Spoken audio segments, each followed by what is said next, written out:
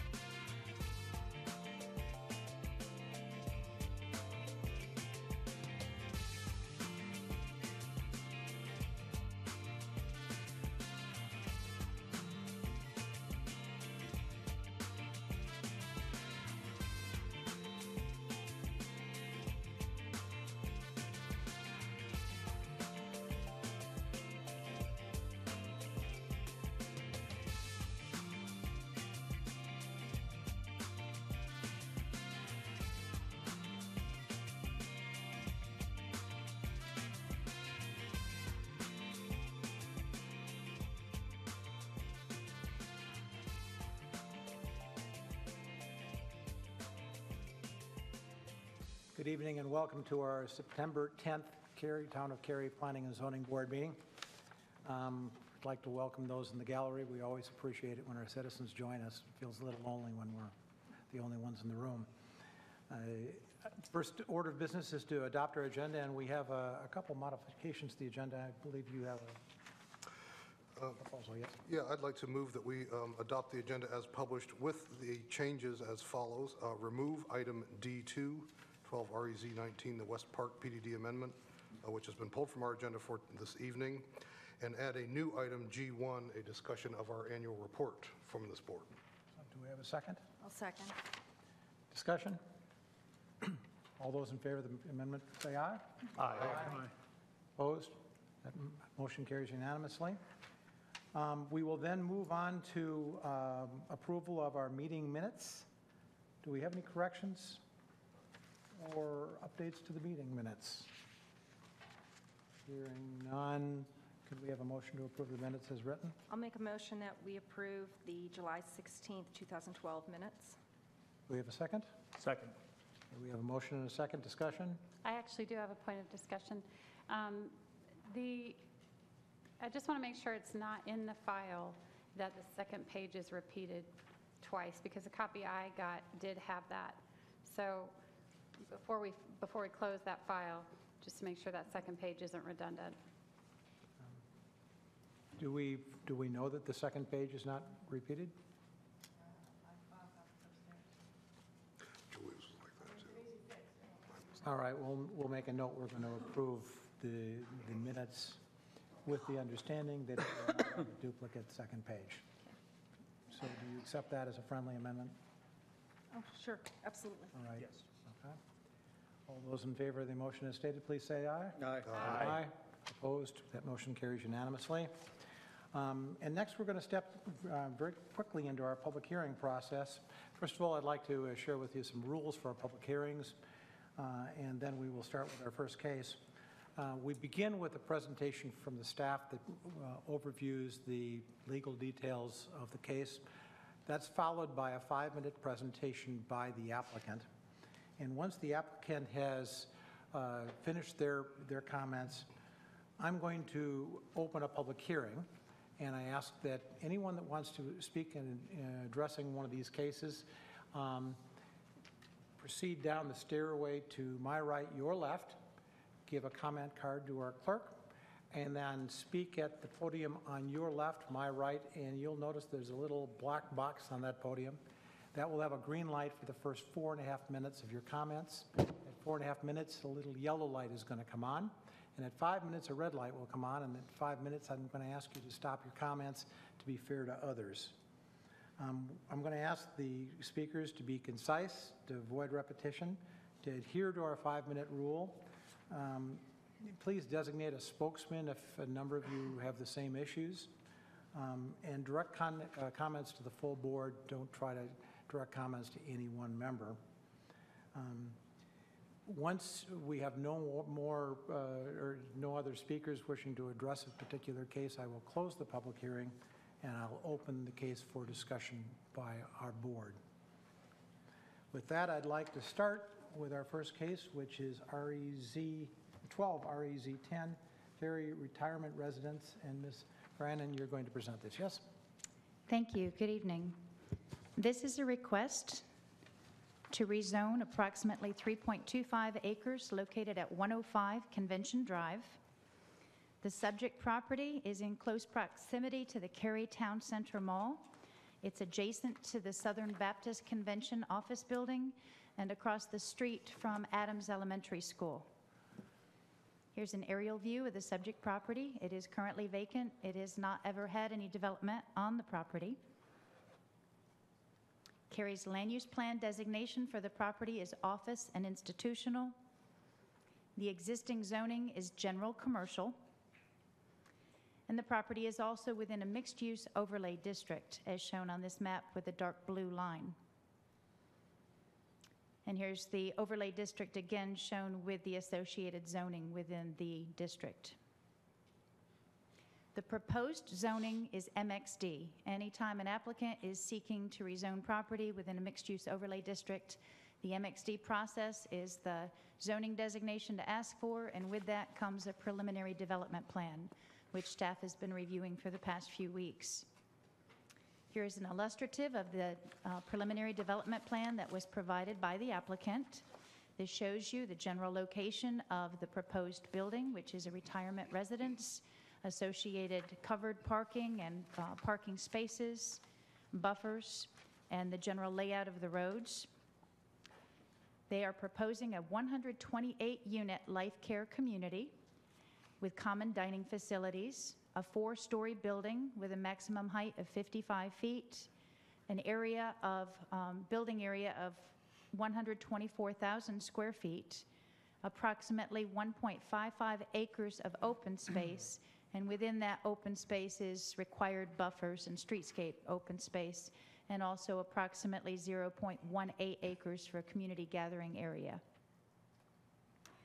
This is a more detailed version of the plan, which is a little bit hard to see, but this is what staff has been looking at through online plan review with the engineering department, with Parks and Recreation and Cultural Resources. The planning staff has looked at the plan. Things like utilities and stormwater management are not addressed at this stage. This is to evaluate the use, the intensity of the use, look at the buffers, look at the circulation plan, take all of those aspects into consideration. But this is not going to function as a site plan. That being said, there are still certain entitlements that the applicant is seeking at this time, so we'll point those out this evening. In evaluating a mixed-use overlay district, staff takes into consideration the following design principles: whether or not the plan creates a human scale, a sense of place, connects uses, both vehicular and pedestrian, provides transitions between uses, reduces parking impacts, plans for pedestrian, cyclists, and transit users, and provides open space.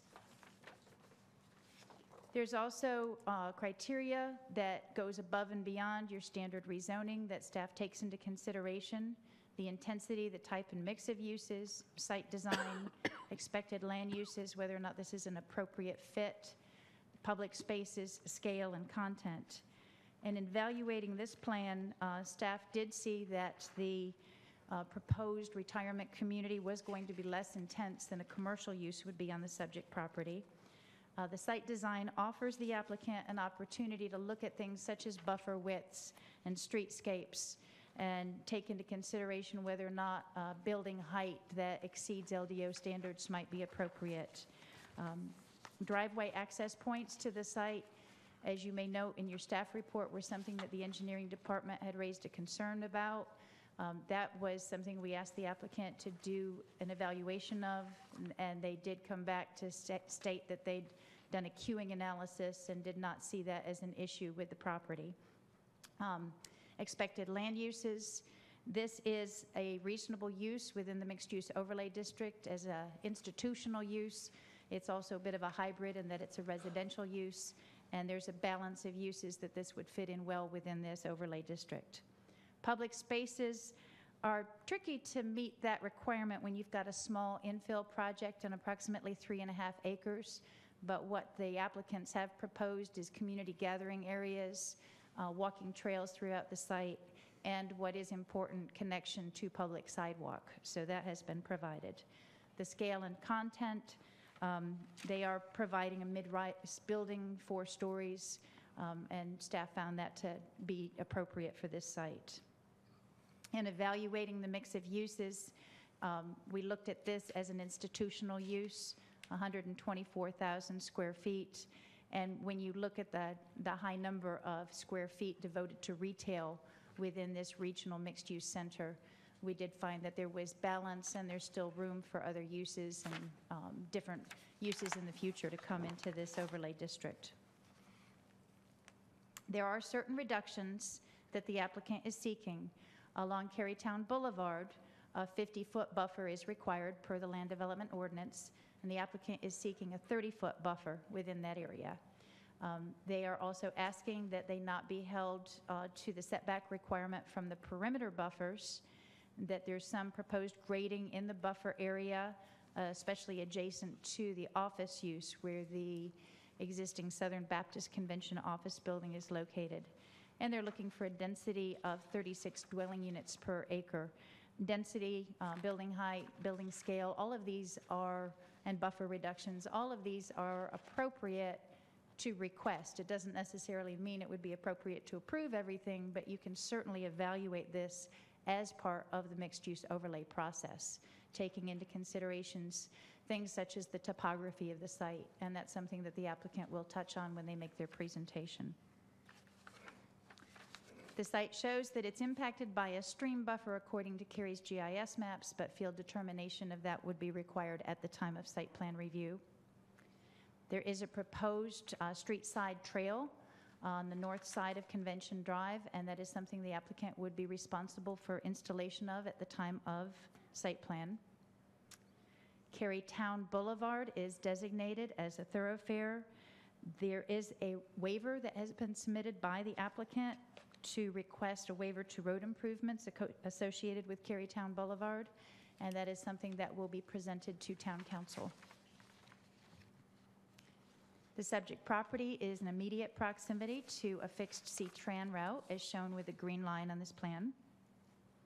And property owners within 400 feet of the subject property were notified by mail of the proposed rezoning. The property was posted and advertised.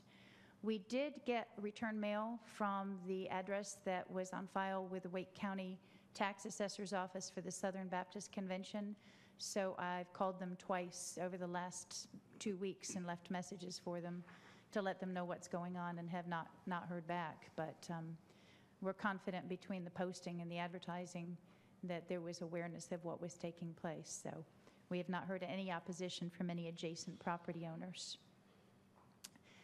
Protest petition opportunity does not take place until this plan is presented to the Town Council. So prior to the Town Council public hearing, there will be a second notification. The property will be advertised again, and there will be another public hearing before Town Council. At this time, I'd like to call upon the applicant to go into a little bit more detail about the request.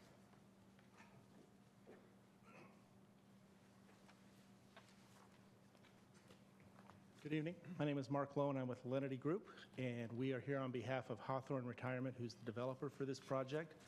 What I'd like to do is just take a few of my 5 minutes and just give you an idea of what this project is really about and what our clientele really is. We fit one facet in the various segments of senior housing. It's often called independent living or congregate care. What we provide is what I tell my wife is Friday night services. When you get home from work on Friday night, you don't want to cook, clean, do laundry, yard work, or you really don't want to drive, our residents don't have to do that 7 days a week.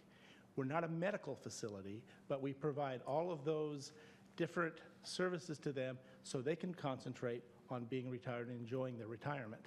We find that this is a situation that they choose to move into by choice, and it's not out of a medical or other personal need, although we do find that probably one of the tipping points for our residents to move in is about the time it's time to give up the car keys.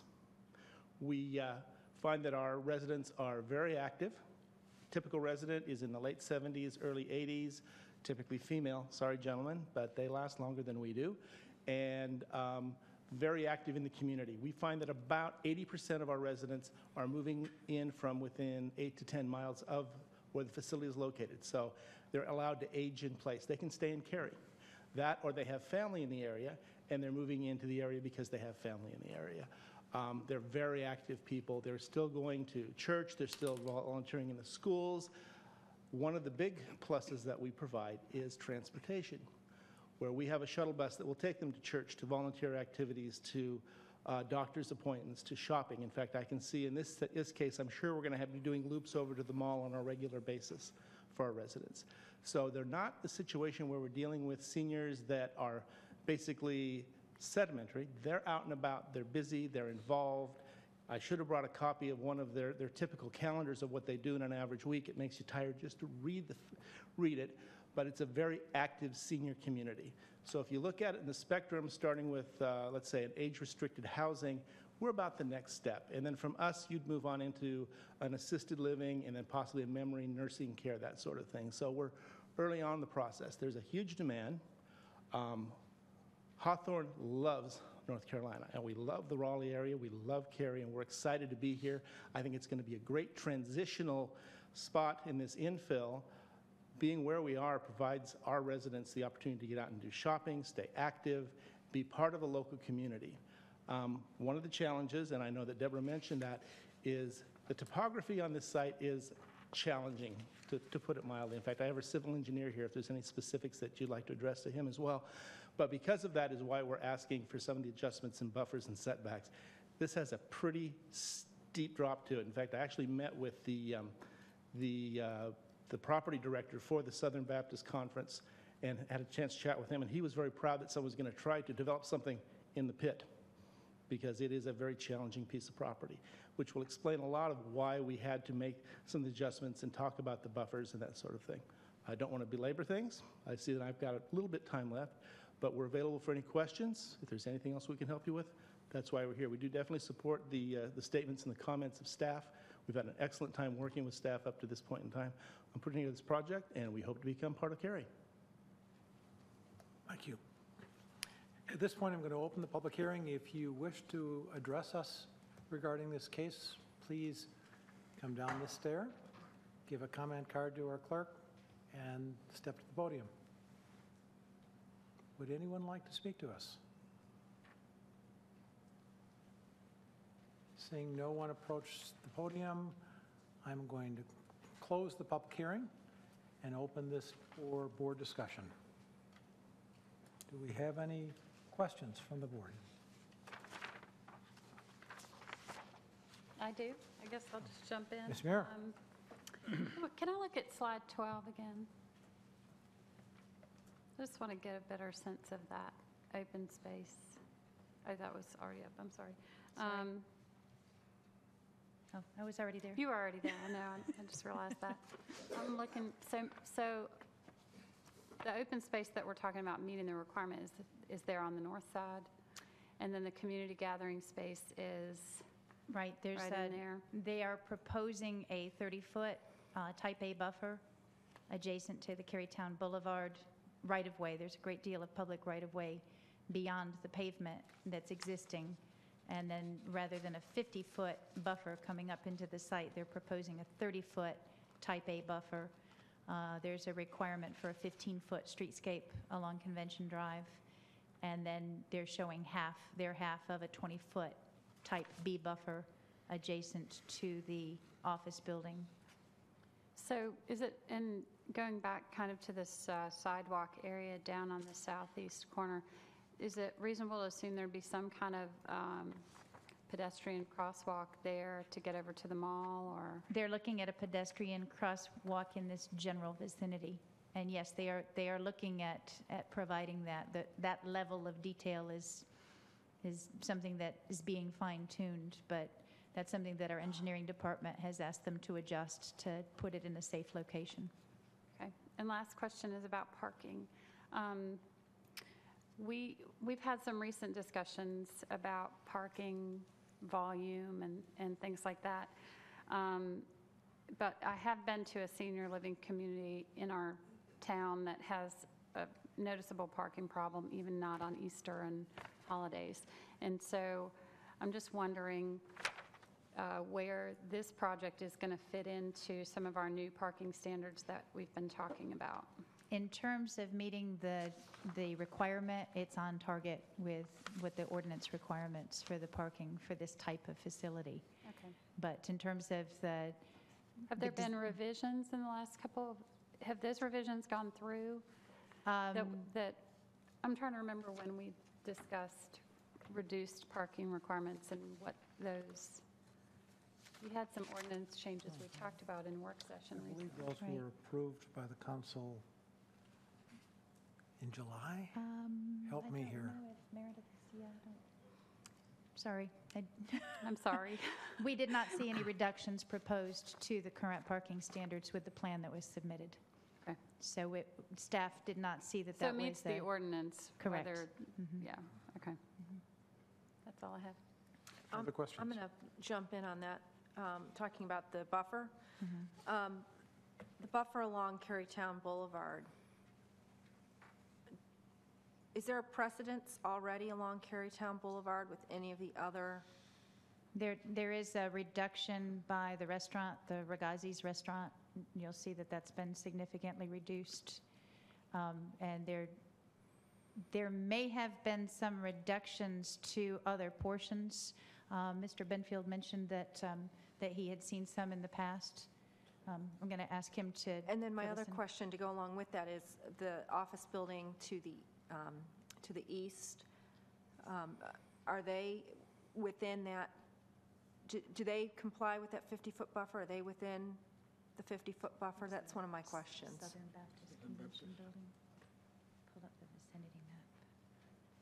I'm not familiar with that site Okay. plan, but at the time that the shopping center was originally approved, there was a 100-foot buffer along Carytown Boulevard. We had yet to modify the ordinance to where, once you get off the main controlled access roadway, it drops down to 50 feet from 100. That wasn't in place at that time.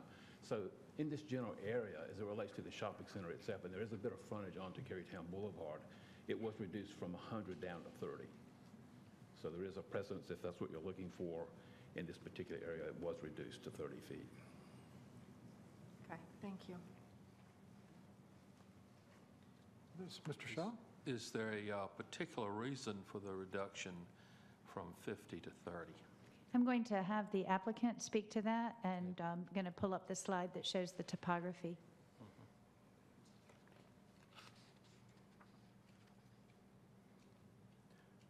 In fact, I think I might, Wes, you want to join me up here? Can I invite our civil engineer to come up? Maybe he can explain a little bit more of the grade and the topography on the site as well. This site has a tremendous amount of drop from the upper corner down to where we're asking for the buffer. I think I'm going to let Wes Smith with EMH&T address this.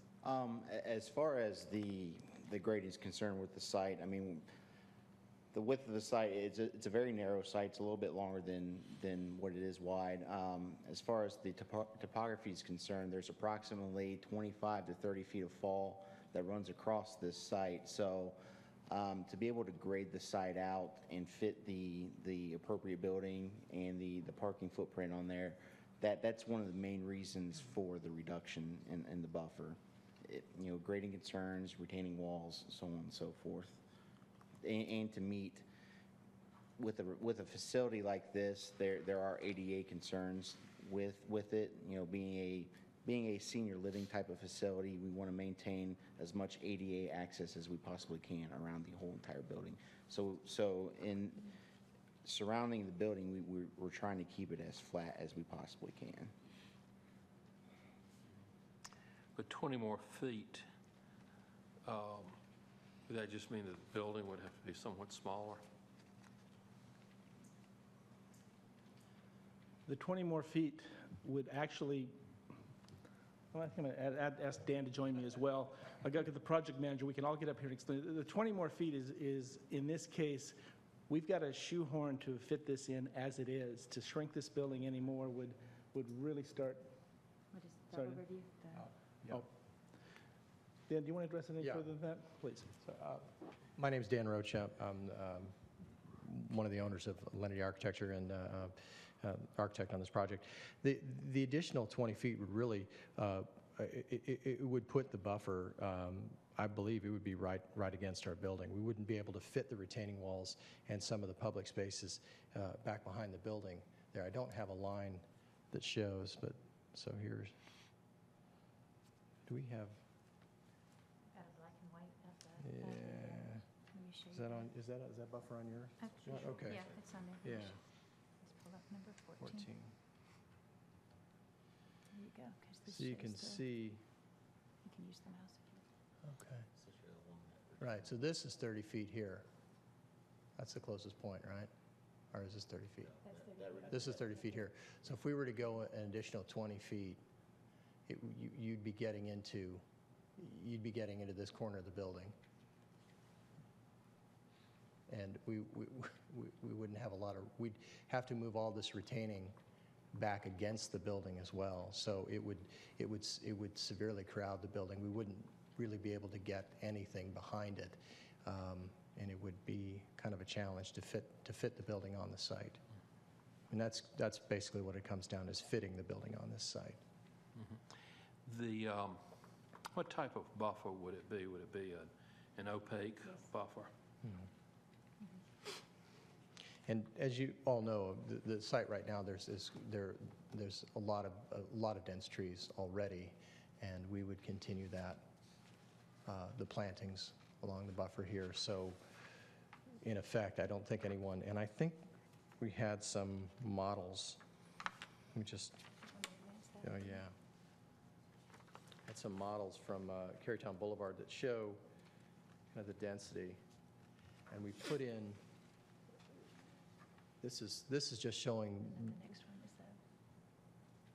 the. the other direction. And this is showing basically the what we had plotted as existing significant trees. But of course, we'd have an opportunity to fill this in a little more. But basically, I mean, you still see the building, but there are quite a few trees here. And I suppose the other part too is the only portion that I think it was slide 14. Did I just type in the number and hit enter? Back to the black and white. Yeah. Oops. Oh. There we go. Well, we have it all along here. So what's this distance here, Wes? Do we? That's the setback, building setback. Right, but I'm having a hard time reading it. Can you tell me what that number is? Okay, so the building itself, really what we're talking about putting in this, we're putting the retaining wall in that buffer. The building itself is this 50 feet here? It's 48. Okay, so that's almost 50 feet there to the edge of the building. By the time you get here, the building is set back 60 feet or 68 feet. You get back here, it's quite a bit further. So it's really, it's to accommodate this retaining wall. That's all we're asking. We're not actually we're barely putting the building right there at that point in the 50 feet, just right there. But the request is to accommodate the retaining wall primarily. As well as the circulation. And the circulation associated, you're right, thanks. Okay. Can you go back to the slide that's aerial photo of the area?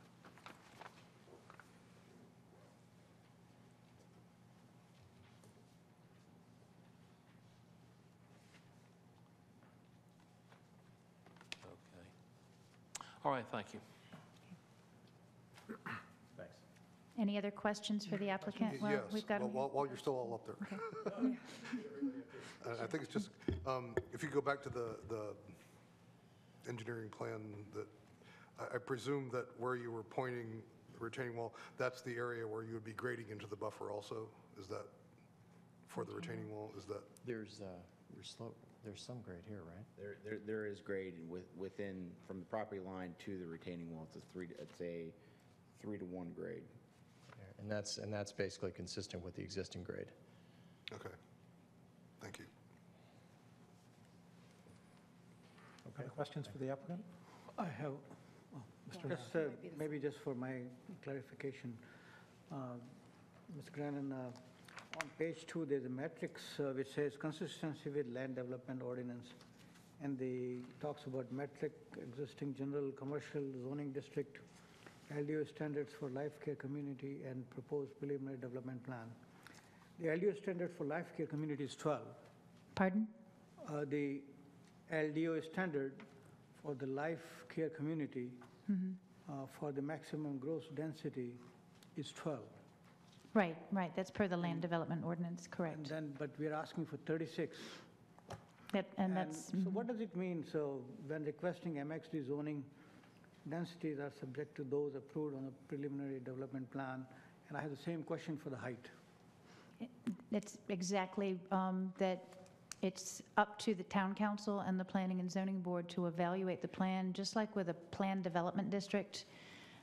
You're looking at a higher level of detail with the plan that's been presented, so you and the adjacent property owners know what to expect. They can see what the building height is going to look like. They know where it's going to be situated on the property, and it creates the opportunity for an applicant to look for higher densities, which is supported within these mixed-use overlay districts, but you can't just ask for it without providing a picture, which is hence the process for the preliminary development plan. So it's permissible to give higher densities and Yes. better. With approval, obviously. It's up to you to make the recommendation and up to town council as to whether or not to approve it. Thank you. I have 2 questions, if I may. Could we ask for a requirement to ask for more, I guess, plantings outside of the buffer area in some of those open spaces that we do have on the backside and make that a requirement? Where they show the 30-foot, and there are some opportunities in some open areas there to actually increase the buffer, basically, in some of those areas. That is something that the applicant could certainly come back with some enhancements to the plan with your recommendation to see that. That's something they could present, and then that would be presented to council, yes. Second one is, has there been an investigation of the access point over by the other existing access points? Right now, it's kind of a mid-block entrance, and then you were talking about the pedestrian crossing being away from that as well. I'm going to ask the applicant to speak to their concerns about that with the vehicular. So as far as your question is concerned, are you asking, has it been evaluated for sliding the drive? Okay. And looking at the site, if we were to slide the drive, because of the topography of the site, if we slid the drive down further to the east, it would actually raise the site up approximately 6 to 7 feet, somewhere in that range.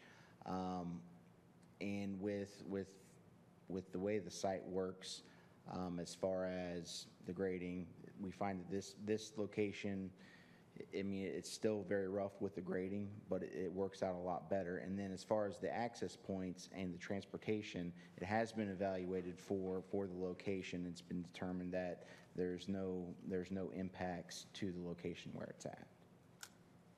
Would it potentially be the pedestrian access would move? Actually, the pedestrian access, and I think it's shown on 14. Right, it shows it The at the other. pedestrian access, you can see there's a striped area right there for a crosswalk. There's a 10-foot multi-use path that goes along the whole entire frontage of the property, and that's where the pedestrian connection would be, at that drive for the mall. What would be the grades on that roadway, potentially, if it was slid over? I mean, are they 10% plus? The grades for the proposed drive, well, it's 2% across the multi-use path, which meets town standards, and then we actually come down 8% for about 50 feet. And that's with the current location? in the current location. So by the time we get to the canopy at the entrance, it grades out flat. And then our ADA access for the sidewalk, that connection is actually in this area right here. Because of the same grade issues? Yes. Yeah. Okay, thank you. Other questions? Mr. Rogers. Mrs. Gannon, one of the things that concerned me was we are tripling this density, which Harry commented on about the 12 versus the 36. Is our standard an old one that has not been reviewed in a while? Is this, I guess my other question, which would probably go towards the applicant, is at the front of our pass out, we talk about 128 units. On page 7, we talk about 118. I see a reference to a barber shop, beauty shop. What is the exact number of units that we're putting in here, and why is it triple what we normally see in our And LDO? I'll speak to the density first of all. Mr. Benfield reminded me there is no density limit or cap within a mixed-use overlay district. It's something that can be evaluated through this process. Okay. It's just a point of comparison. And 128 is the maximum that's been proposed. I'll let the applicant speak to some of the other services that would be provided or are proposed. I apologize for obviously a typo in our application, but it is 128. And it's important to note that these aren't full dwelling units. Mr. Lowen kind of indicated. The suites don't have kitchens. They're having all of their meals and all of their activities in the common dining area. So it's not an apartment building, so we're not putting the same sort of demands on water and sewer and services that most jurisdictions would experience with an apartment building of this size. So the issue of density is in some jurisdictions they've looked at us as having equivalent density. So, for example, 3 of our units, suites, would equal 1 apartment unit based on demands. Sometimes it's 2. It's been as much as 4. So that's kind of, so it looks like a lot of density, but in terms of actual demands on services, it's not as much. Also traffic, again, the residents aren't driving. But to drill down the services that we do offer, if you can, this central part of the building here is about 33% of the building is open, active community space for all the residents. You have your primarily a central dining area. You've got an exercise room, you've got a movie theater, beauty salon, libraries, smaller dining area for private gatherings, lots and lots of activity space. The concept, again, is for this to be a big house with lots of bedrooms. So all the residents come here for the community activity, the environment. Again, as we indicated earlier, there might have been some significant changes in their life, and they're looking to make new friends. So this is the kind of place that they would come for that. So it's very different than, pardon me, than an apartment building. But that would kind of explain kind of the difference between us, you know, in terms of density and demand on the community. Thank you. So. Maybe I just want some clarification. It's primarily a residential community with a lot of community services. There are no medical nursing assistants or nothing like that? Correct. If a resident, all the residents are typically, again, they're in their 80s, they're active. When we say active, we mean they're mobile, they're able to do the daily activities. They're not necessarily running around too much, but they're still able to care for themselves on a daily basis. So we don't have doctors, nurses, anything like that on staff. We do have manager and co-manager that do live on the premises to take care of the needs of the residents. And if they got to a point where they needed those additional services, they would be able to, and we would help facilitate, but we wouldn't actually contract. We would help them get in touch with home health care services, like we'd all be able to in our own homes. So we monitor that, but we don't provide it. Other questions? Oh, I just have a couple quick ones. The right-of-way for Carytown Boulevard, that looks like a pretty big right-of-way. Is that because we expected to expand that roadbed in the future, or why do we have such a big right-of-way over there?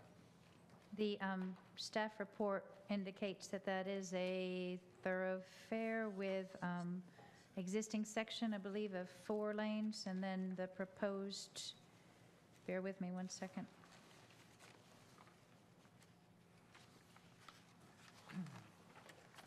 Yeah, the existing section is a 4-lane median divided roadway, and the future section, 6-lane median divided. Okay, so that additional right-of-way is simply for an additional lane? Just looks like a big additional right-of-way. We don't usually see that.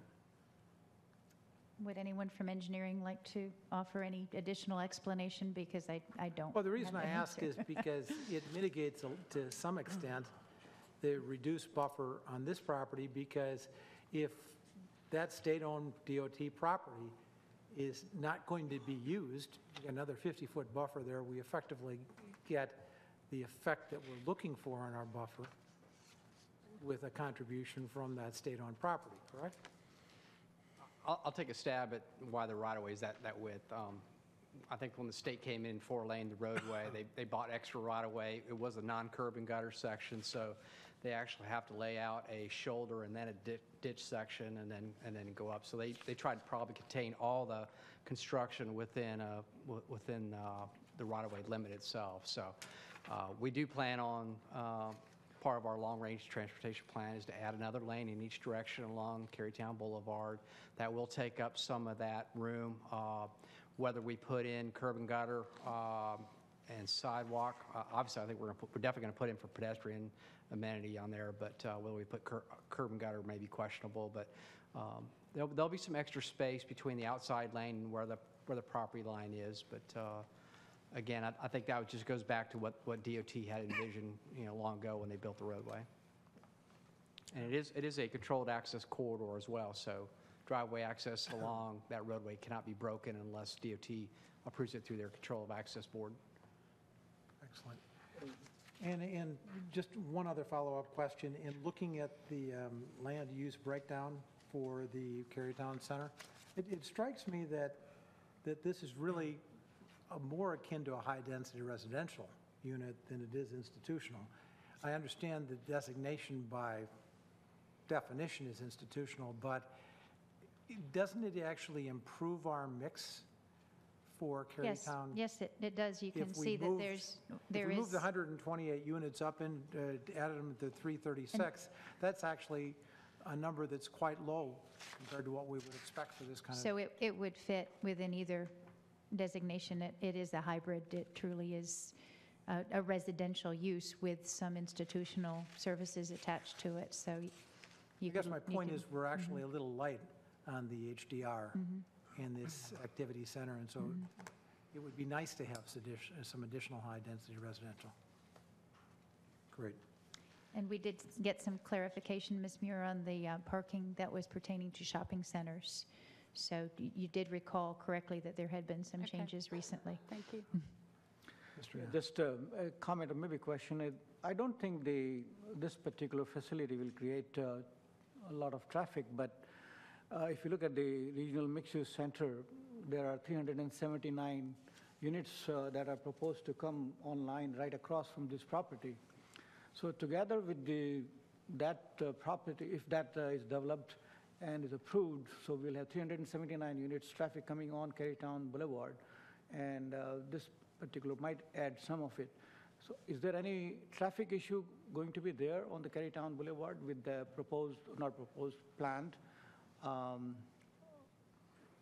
additional units, housing that's coming across the street?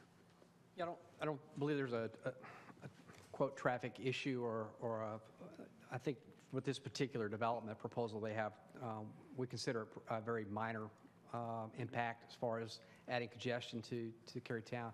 I think as other developments occur along Carytown Boulevard, those will have to be evaluated. Traffic studies will have to be conducted for those. and they'll have to meet all our requirements in our adequate public facilities ordinance. So if any improvement is necessary, they'll have to do that. I believe right now that particular intersection is working well within our defined threshold. So again, we'll just keep an eye on it as future development occurs along that corridor. All right, thank you. And just to follow up on that, the staff report indicated that for this development, the plan would be to seek a waiver from the Carytown Boulevard required improvements, correct? That's correct. They were asking for a complete waiver of the road improvement, which would be another lane along their entire frontage, about 600 feet. Thanks. Do we, One question, Ms. Grannon, you talked about staff was going to be looking at pedestrian trails and sidewalks and taking that into account. And I see that the north side of Convention Drive, they're proposing to put a trail in there. Correct. That would be a, this is a requirement for the Parks, Recreation, and Cultural Resources Master Plan calls for a street side, what was referred to as a multi-use trail and now referred to as a roadway trail. So that would be a requirement for the applicant to provide that at the time of development plan. Okay, and once you, say you take that trail up to Carytown Boulevard on the south side, is there any trailway or sidewalks along the Carytown Boulevard? I know if you cross and go in front of Adams, there is, but on that south side? I don't believe that there is any sidewalk in that area. I don't believe so. So there's none no. there. Right. And if you go down Convention, there's none on the, I guess, the south side of that buffer on the other side of the parking lot? Right, the plan calls for it along the north side of Convention. Of just of the property. So, I mean, has staff looked at, and I guess I'm asking for a staff opinion maybe, this looks like a place I hear of that these are very active individuals, but, what was the quote? The clientele or probably the people that give up their car keys and there'll be transportation. To me, this seems like a lot of people who are very active, who are surrounded by a lot of traffic with not a lot of sidewalks. His staff discussing that anywhere? I mean, to me, I know here we talk a lot about safety and roads and pedestrians, and to me, I'm just kind of, where are the sidewalks? Yeah, well, once you get into the existing development, there's not a network. I mean, this was developed back in the 70s, and were it developed today, there would have been a network of connectivity that we would look for, and connectivity between uses. So what the applicant has proposed and what we've required or advised them is required is an improvement over what went in many years ago. And we did address the concern about where they'd initially proposed connectivity to the adjacent use and asked them to shift the location. It would be wonderful if we could get them to fix off-site conditions, but that would not be appropriate. I agree. But that's exactly what they're facing. They've done what they can on their property and gotten it to the public, pedestrian pathways. Exactly, and one of the things that, we're not a site plan body, but we're to judge the appropriateness, and to me, ease of access and pedestrian safety is part of appropriateness off-site from this, so I was just wondering what staff thought about the lack of sidewalks in the area. Bill, let me just jump in and make a comment here because this is in my neighborhood, but that south side of Convention Drive, there's actually just a retaining wall there. The road sits right up against that retaining wall and there's not room for the sidewalk in there. Here, is that a trail? Along there. Greenway plan, okay. Yeah, this So section along the south end of Convention though, there's a retaining wall right there. Yep, yeah, so they have to cross here. They'd have to be on the northern Just to be clear, side. since we all can't see where you're pointing. Yeah, I'm sorry, you'd have to You're be on saying the the north south side of The south side of Convention Convention. is actually a There's no retaining place, wall. yeah. Yes. Actually, it's a pretty steep retaining It's wall a very right there. tall retaining wall, yeah. So, Other questions? In that case, do we have someone with a motion? I'll make a motion that we forward our 12 REZ 10 Cary retirement residents to Town Council with a recommendation for approval as it is consistent with the comprehensive plan and all other applicable plans, and it is reasonable and in the public interest for the reasons set forth in the staff report and presentation. Second. And if I may interrupt, did you want to include the recommendation from Mr. Sorensen that the applicant look at enhancing some of the landscaping on the subject property as part of your motion? I would hesitate to add that without having actually looked at the existing vegetation there. So if someone wants to make an amendment. One of the things that has the potential of happening is if this goes to the town council and the plan changes, and it's not something that you all have been in support of, the town council could potentially send the plan back and delay the process. And if you're comfortable with sending the message and the direction to the applicant that you would like to see that added, some enhancements to the landscaping, you could include that in your recommendation. Do you want me to? I would like to do that as a friendly amendment to that, especially since the applicants are willing to do that as well. Okay, so I will accept the friendly amendment. would you give us specific language for your friendly amendment? Sure. Just so we're clear. Sure. I'd like to add to the buffer requirement that they look at off-site or outside the buffer area for enhanced improvements to increase the buffer width in the areas where possible. I'll second his.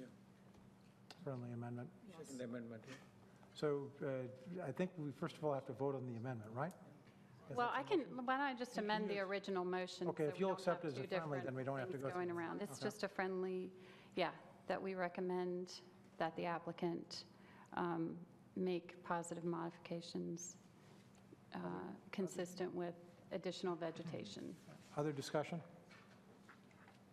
I'll just speak to that motion. I understand what the applicant is saying about making sure that the grading is appropriate for ADA compliance. I would hate for us to require something that is not very user-friendly for the clientele and possibly, hurt the community. So I'm in major support because I did also have some concern with a reduction from 50 to what they requested. So I think this is a good middle ground. I'd like to speak to my original motion, if I can. The reason I put it forward, I did look at the density, and I thought the 12 to 36 didn't quite, it caused some questions for me, but when you talk about mixed-use development, you're talking about generally more intense uses anyway, and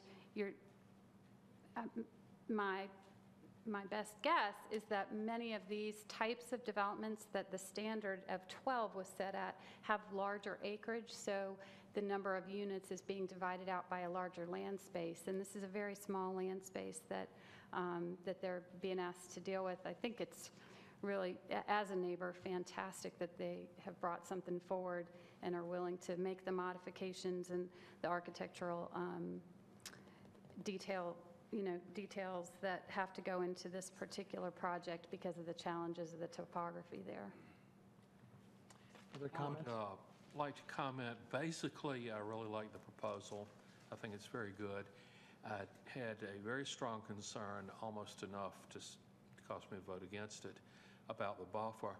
But with the amendment, at least if they will try to somehow increase the amount of vegetation, both from reducing the visibility of the units from Carytown Boulevard and also reducing the noise from Carytown Boulevard to the units within, for both reasons. I'll support the motion, but particularly because of the amendment to look at the vegetation and try to increase that. Other comments? I will support the motion, but I'm still a little bit concerned about the height of the building. The density was the initial concern, but I'm fine with that.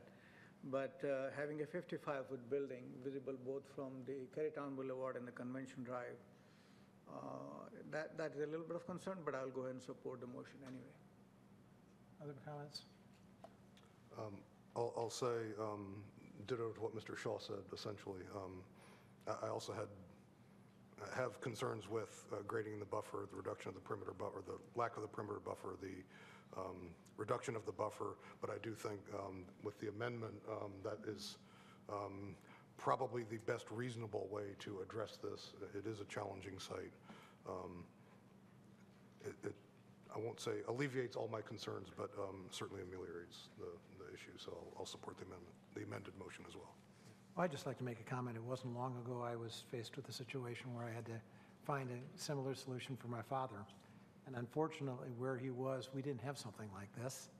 This would have been much better than what we ended up with. I can imagine him having a ball going over to the mall or maybe volunteering at the school across the street. And so I think there are going to be seniors that are going to enjoy this particular setup a lot. So I applaud you for coming up with this idea for this site. Well done. If we have no more Can I make just one more?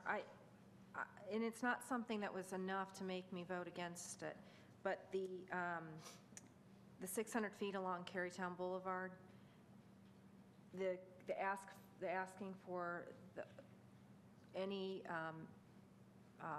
how do I want to say this?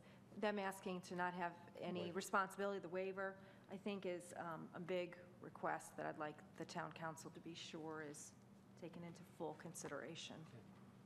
If I can add really sort of the opposite of that, I really support the waiver because I don't think an additional 600 feet with a lane that will then end does anybody any good. It just adds pavement. I know eventually DOT may have to widen that and add an additional lane, but it would be the entire length from Convention Boulevard all the way down to the interchange.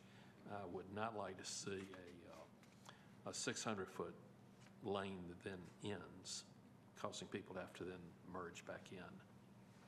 Height also is a major concern of mine. I think that it is too high. I don't like that height.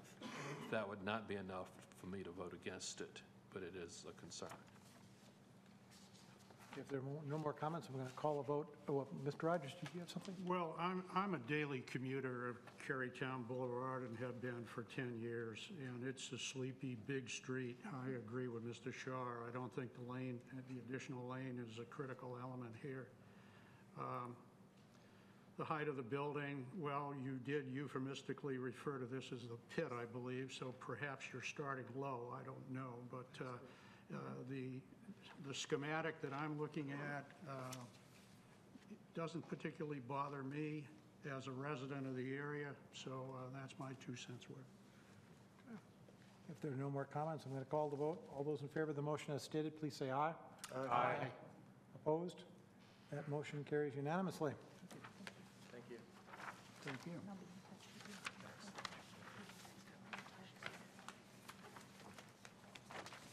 And moving on. Next, I believe we have case 11 CPA 05, the Twyla Road proposal. And Ms. Chandler is here to help us. Good evening. This case is a comprehensive plan amendment request for about 73 acres in West Cary. The subject properties are located along Twyla Road with a small amount of frontage on Green Hope School Road. Notification of this plan amendment request was sent to properties shown in yellow on this map. This slide shows stream buffers within and around the subject properties. And this slide shows the Greenway system in the area. Green Hope School Road is an existing major thoroughfare. The Morrisville Parkway extension is proposed to go through the middle of the subject properties. That is the magenta or purple dashed line. CTRAN has a future route planned for Green Level Church Road. As per the Northwest Area Plan and the Southwest Area Plan, the current land use designation for the majority of the subject parcels is very low density residential, and about 25% of the subject parcels are medium density residential. The applicant proposes to change the land use designation to mixed use. At the Town Council public hearing in January, 2 citizens spoke in favor of this request. As per our land development ordinance, there are 4 criteria to consider when determining whether or not a comprehensive plan amendment is necessary. Staff believes the new issues, needs, or opportunities item is met based on the construction of 540 west of the Twyla Road neighborhood, as well as the future construction of the Morrisville Parkway interchange. This is a graphic of a design concept for the Morrisville Parkway interchange. For the staff analysis segment, both the northwest and southwest area plans have set the stage for re-examining the future land use for the Twyla Road neighborhood, and this has happened by the placement of notes on the future land use map. It's also worth noting that a mixed-use designation could provide a better transition between 540 and the future interchange at Morrisville Parkway and the neighborhoods to the east of the Twyla Road area. Staff recommends approval of this request.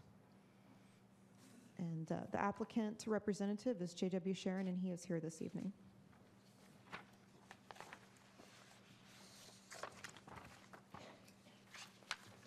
Good evening. I'm glad to be back here. It's been 8 months since we were here at the public hearing of council, and it was due to us working with staff to get to this point with our application. But most importantly, I'd like to point out before we begin that with our public hearing at our last meeting, the 2 residents that spoke in favor were 2 of approximately 30 homeowners in that area, or 30 owners, and the same 2 will speak tonight. But before we begin, too, there are a number of residents from that area. If you wouldn't mind, they could stand, because they're here to show support, too. Thank you. One of the things I think is most important in this case is time. Approximately 30, 35 years ago, this community began Twyla Road from larger parcels off of a farm, Hilliard Farm, from 2 to 5 acre tracts. This was before Cary was beyond Highway 55. This was before Cary even had extraterritorial jurisdiction in that area. These residents moved to this location in western Wake County to try to maintain a home that had a rural atmosphere to it, peace and tranquility. But what's happened over time, and it happens in many locations, is growth. But one of the things that these residents tried to do is participate in that growth process. One of the things that first came along was the alignment of 540. If you remember way back, if you were here during those days as I was, that there were 3 alternatives that were with the 540 from the present location. And the one that you have now, which has just opened up, was the most impacting of this neighborhood. These residents came to this podium and other public hearings with DOT to try to shift this road away from their community, which now abuts them directly on the western side of their subdivision. But to no avail, it did not move. So the road is there now, and that takes away some of the essence of why they're in this region. When Cary extended their ETJ in the late 80s, they fought to have densities held very low in the western Wake area. They fought it so much that the town did give them VLDR, but yet around their properties, VLDR was not. So that set the course for what's today. And what is today is that there's medium density residential. There's Friar Tract that was just approved with some subdivision plans of 322 acres to the east. You have 540 to the west. And then most importantly now is Morrisville Parkway, as you can see from the map, going right through the heart of the community. There's a bridge now constructed for Morrisville Parkway. It's the bridge to nowhere because you do not have either end of Morrisville Parkway tied. The residents know that this, again, will cut off their access. How will they get in and out of their community will be a disruption. So one of the foresights of the town planning staff on their southwest area plan put a note in there, realizing that this day would come, and specifically when the Morrisville Parkway would come, that they may want to come back and take a second look at this land use. Well, the time is now. The study's being done by staff. It was shown on you tonight. It's being reviewed by DOT and supported with the plan that does show there's supporting access for this request. One of the things that would help with this request by going for a mixed use, it allows for someone to redevelop this area to allow the property owners to move on. It also gives the opportunity for the city to have services in an area that right now are very limited. You may have those ultimately up at Highway 55 and 540, but other than that, you have them out at the Cary Park area. There's a huge multitude of people that will ultimately live in West Cary, and where will those services come from? These could be services to the immediate communities to the east and west of here. If you look at the transportation pattern that exists in West Cary, you'll find that Marshall Parkway will probably be your main corridor because the other two off of 540 is at Highway 55 and south at Green Level. But your core densities are at this location. By allowing this area to redevelop too, I think will help with the city as it progresses to get the Marshall Parkway built through. Potentially, you could have a developer that would come in and participate in that construction. With the recent budget, I think that there was a CIP item put in June that shows a 2015-2016 item that hopefully will help get that built through. You currently have a project that's at just west of the Highway 55 now that's under construction with Highcroft. They're required to tie 55 Parkway over to Friar Track, which is now submitting development plans on their site that would take it over to this eastern boundary of this request. This would be the last piece to make that tie. And the timing has come that all these pieces are coming together. Their quality of life is diminished. They're ready to move on, and we would love to help you. I need you to stop you here. We set up this 5-minute limit to be fair. And Thank you so much for your support. Thank you for. Do we have someone else that would like to speak to us, please?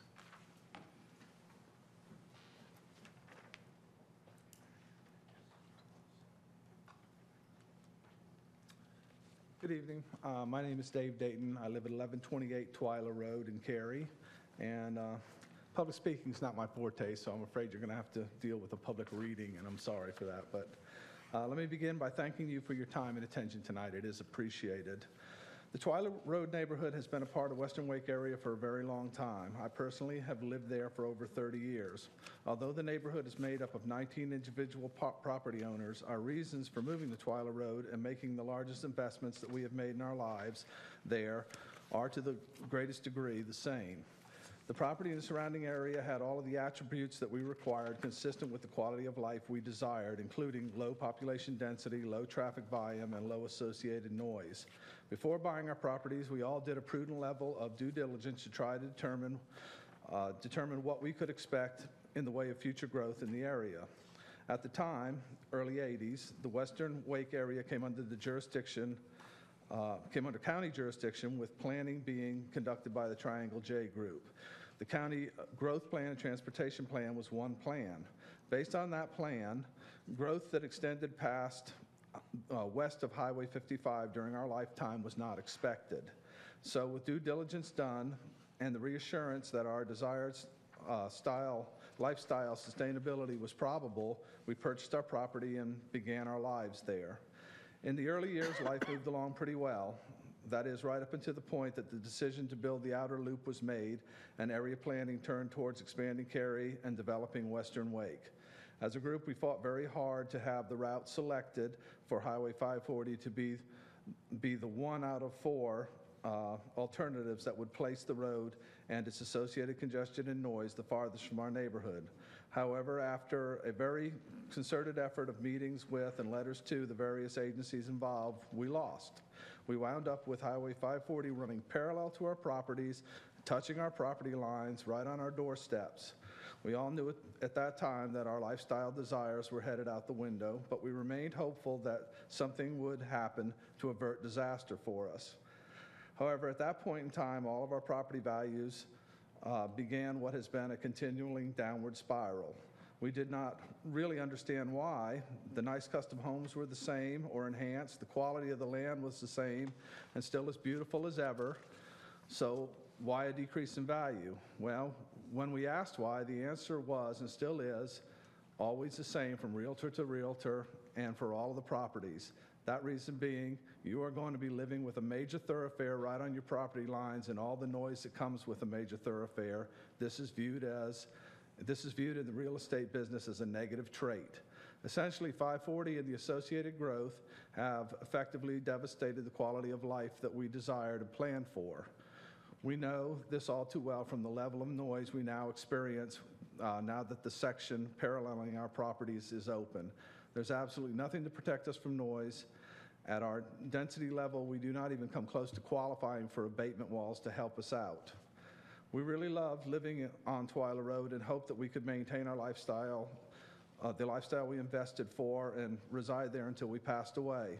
The majority of us have lived there for over half our lives now. We have spent a lot of time laughing, living, and growing together. Unfortunately, we have also spent an inordinate amount of time over the years having to fight together and try to preserve our lifestyle values, and then anguish together over the inability to successfully accomplish that preservation. As the western areas under Cary's ETJ have been targeted for what has manifested to be rapid and dense expansion, our quality of life needs can no longer be attained on Twyla Road. We find ourselves in a situation where the population volume is high, the traffic and associated noise is great, and our property devalued as low-density parcels due to the close proximity to the new Turnpike Expressway Phase 2. With the planned construction of the Morrisville Parkway, which will effectively cut the Twyla neighborhood in half, our situation only becomes worse. As it currently stands, the area growth and progress realized will, to a great degree, be at our expense. We certainly feel that we have been negatively impacted in the extreme and, to a large degree, orphaned. We feel trapped with limited resource for recovery. However, with all that said, please understand that we are realists. We realize that there is no stopping the growth and that our best chance at regaining the quality of life that we so desire is to regain it somewhere else. With that, we have banded together as the 19 Twyla Road neighborhood families and owners who all find themselves in the same position to form the Twyla Group LLC. The purpose of the Twyla Group LLC is to combine our individually devalued single-family parcels into one large multi-use. Excuse me, Mr. Dayton? Yep. I apologize. Understand. 5 minutes is Yeah. all Well, thank too you. short. But thank you very much.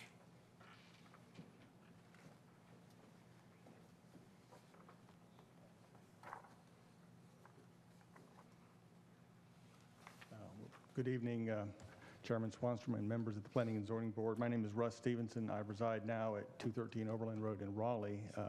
I did, along with my wife, build the home that we still own on Twyla Road some 30-plus years ago. Hopefully my comments will be short and sweet. You've heard concerns about how we've never imagined we'd be dealt what to some looks like sort of a bowl of lemons here, but there is an opportunity with the major infrastructure investments that the town of Cary has made looking forward towards the sustainable growth in western Wake County to look at this property again. And so we think this is a great opportunity, and as you heard, we've banded together as a group of 19 property owners to look at an opportunity to take what would other be orphaned and devalued lots with certainly a tremendous loss for us, not much benefit for the town of Cary, and turn that into a redevelopment parcel that really fits in with the major infrastructure investments that the town of Cary has made, and regional investments, obviously, with the 540 Turnpike, Morrisville Parkway. So what we see here is an opportunity for this mixed-use classification that will allow us to go forward with a more compact, walkable, mixed-use development pattern that is very much in keeping with the town of Cary's development goals for growth, that has the opportunity to reduce car trips and thereby help protect the quality of life for existing residents as you grow. So we think this is a great opportunity. We're really pleased to have staff support of this project. And so I will just end by thanking you for your time and asking for your support of this case. Thank you. Thank you. Do we have anyone else that would like to address us? Anyone at all? Seeing no one approaching the podium, I'm going to close the public hearing and open this for questions. Do we have questions? Yes, ma'am. I have a question about the parcel that appears to retain its very low-density residential designation there on the west side, and what the circumstances there are. Sure, that piece is owned by the town of Cary. Oh, excellent. And That's I the have- best possible answer. And Okay. it's funny you asked that, because I was looking at that going, I don't remember what is going on there, but there is a good reason for it being left out. Okay, great, thank you. Can we include that in this motion, to include that parcel as well, even though it is owned by the town? That is certainly something that staff can check on. I see heads shaking in different directions. It would make perfect sense to have, if we're going to do MXD, it would make perfect sense to have this Cary parcel included in it. I don't think Cary is going to want to do one VLDR home there, but I expect there may be a legal thing I'm not thinking about. Looks like Mr. Ramage remembers. Mr. Ramage is going to help us. Yes, indeed. We would have not advertised the property, so in the list of parcel numbers, we haven't done that. We withheld both that property, and there's also a narrow strip adjacent to that that's owned by the Turnpike Authority. And we wanted, since this process started at the very beginning of the year in January, at the time we began, staff was not sure internally whether we would support the case or not. We were waiting on more information about the interchange design and the odds of the interchange moving forward. So at that point, back in January, we thought it was premature to put the town-owned property in because we weren't sure how we felt and we didn't know anything about the interchange. Since then, we're very comfortable. We have a preliminary interchange design. Work is moving forward. There's been some budgeting discussions. But as a follow-up, in fact, and Mr. Sharon may wish to add more, we may want to coordinate and indeed do a one-parcel CPA, but hopefully a two, and get with the Turnpike Authority and see if they also want to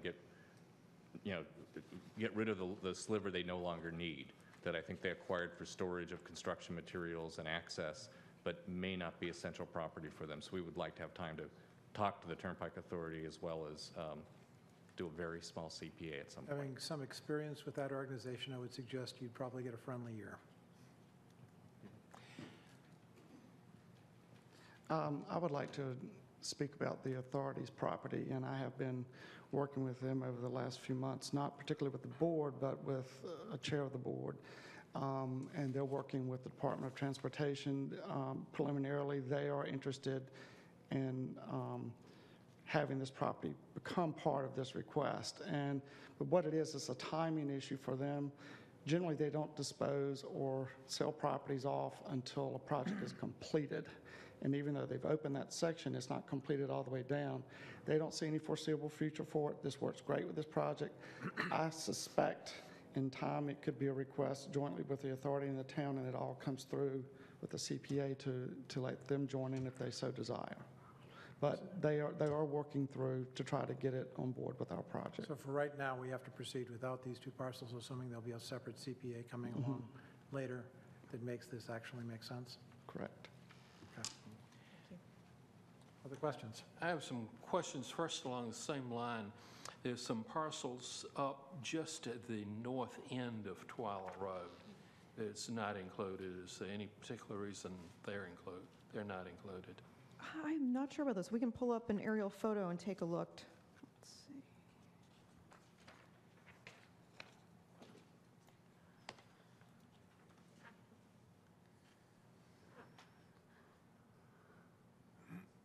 It's hard to tell right there. That is certainly something we can check on as well.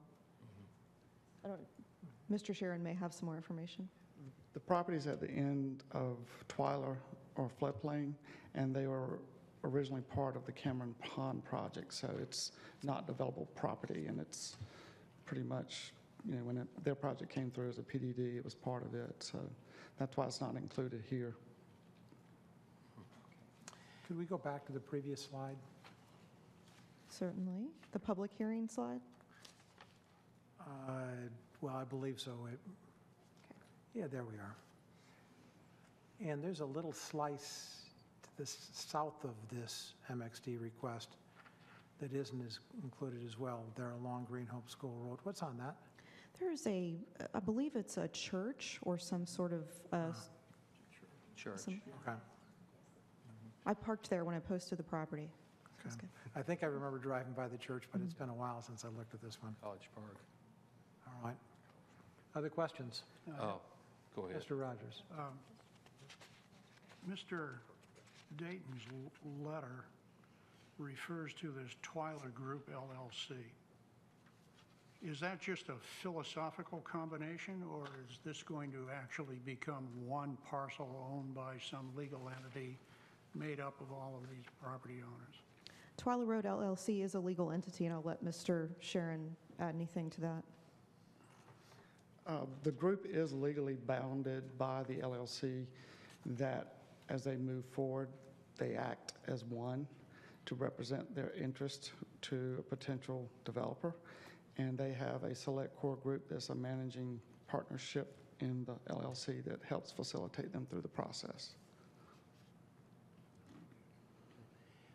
While you're up here, have you talked to the Thruway Authority about sound barriers along between the Thruway and your property? I'm not sure if the residents asked previous to this because they've posed the toll for a long time. But I know in the short term, we've not asked for any sound barriers for these properties. But I suspect if there was opportunity, it would have been prior to construction than now that the road is open. I believe Mr. Dayton may have some background on that if you would like to know if they requested earlier. DOT just didn't see due to the density. Yeah, normally we restrict this to the applicant, but I think since you are, in a sense, the applicant as well here, you're the property owners of this. To answer your question, sir, yes, we did go and speak to DOT, and we were told that we did not meet the density requirements for noise abatement walls, and they wouldn't even consider it. They actually laughed about it when we asked them about it. This was back at the point of design. That was DOT rather than Thruway. It was the Turnpike Authority. Actually, John, I was on the other side of that conversation, and there are very specific definitions of where sound barriers can be justified. There's a cost-benefit ratio to those that they look at. Also, can you tell us what the comprehensive plan is for the property just to the east of the Twyla Road LLC property? Where north of the future Morrisville Parkway extension, you see the yellow color, it's medium-density residential. Mm-hmm. And then south of that, there was a small piece of commercial and office institutional and also medium-density residential. Medium density? Yes, 3 to 8 units per acre is the medium-density definition. You may remember this as the prior track that we considered earlier. Okay. And then part of the site, the Twyla Road LLC property, not actually on Twyla Road, but near it, Yes. is already MDR. Yes, about 25% of that area is already MDR. Mm-hmm. To be consistent with the area around it, which is one of the things we always look at, is there any reason that we're asking for mixed use rather than MDR?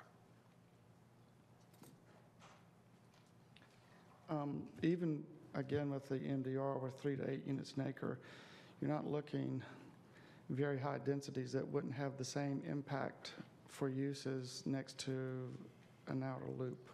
The volume is going to be there. Potentially with redevelopment costs too, when you have existing homes, the development costs are much higher than you would have for raw land. So there's a balance of economics, a balance of transition of uses. We don't foresee this site to be completely residential, completely office. There will be components of all mixed in on this property. It may provide senior housing, it may provide some higher densities, which will allow at an interchange like that with that volume to transition into the medium density to the east, as well as they have some office and O&I that sits right there too at the Morrisville Parkway on their Highcroft intersection. Their properties too on the east, on the lower part, it's a very narrow strip. There's a lot of wetland in there too that may serve as more of a natural buffer. And on the northern end of this tract, between Friar Tract and there's a substantial wetland that is buffer area. And one of the things to let you know too, with the public hearing from council, they indicated they want to see some green space with any future request here too. So that would be taken into account. And I have some questions for Mr. Jensen. Okay. Give him a chance to walk up here. Mr. Delco's also here, and he's the project manager for the Morrisville Parkway interchange. Okay, well, he can, either of you. But when I talked to you the other day on the phone, Mr. Jensen, we discussed Morrisville Parkway and the chances of it being built, and it sounded like going to the Friar Track is certain that it's already started. You expect that it would cross the Friar Track, but there's no written agreement or anything that it would go that far. Well, as you know, the Friar Track, when it recently came through rezoning, their new PDD proposal was denied. So they're going under development of their old PDD or their original PDD. They have submitted site plans to the town of Cary, and we're in discussions with them as far as extending Morrisville Parkway through their property. Correct. So that would be done concurrently with any development plan that they have with the Friar Track. But that's discussion as opposed to... As with all good proposals, until somebody builds it, we don't really know. But they're currently, I think that's their direction. They want to choose to go forward with that project. And they have submitted plans to the town for that. And then we also discussed the interchange itself. And I pointed out there's several roads crossing already that are possible if they think the 4 miles between interchanges is too far. There are several different possibilities. And the town of Cary's official position is preferring Morrisville Parkway as where the interchange would be built. I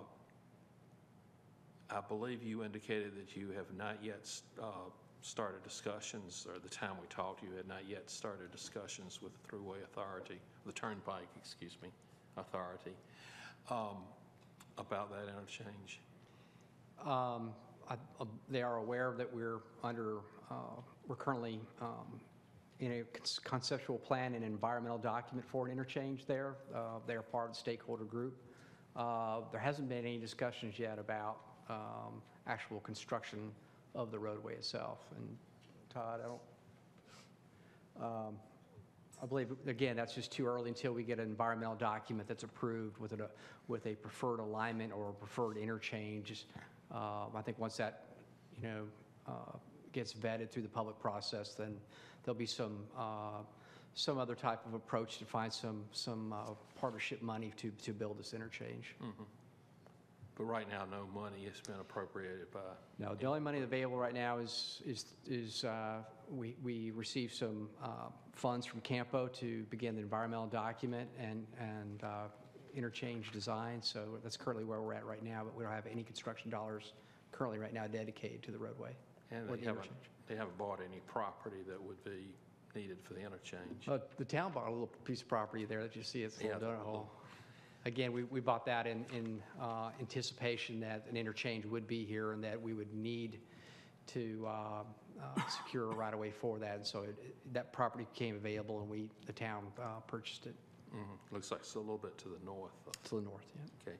I noticed that the Turnpike Authority owns tract of land on each side of 540 at the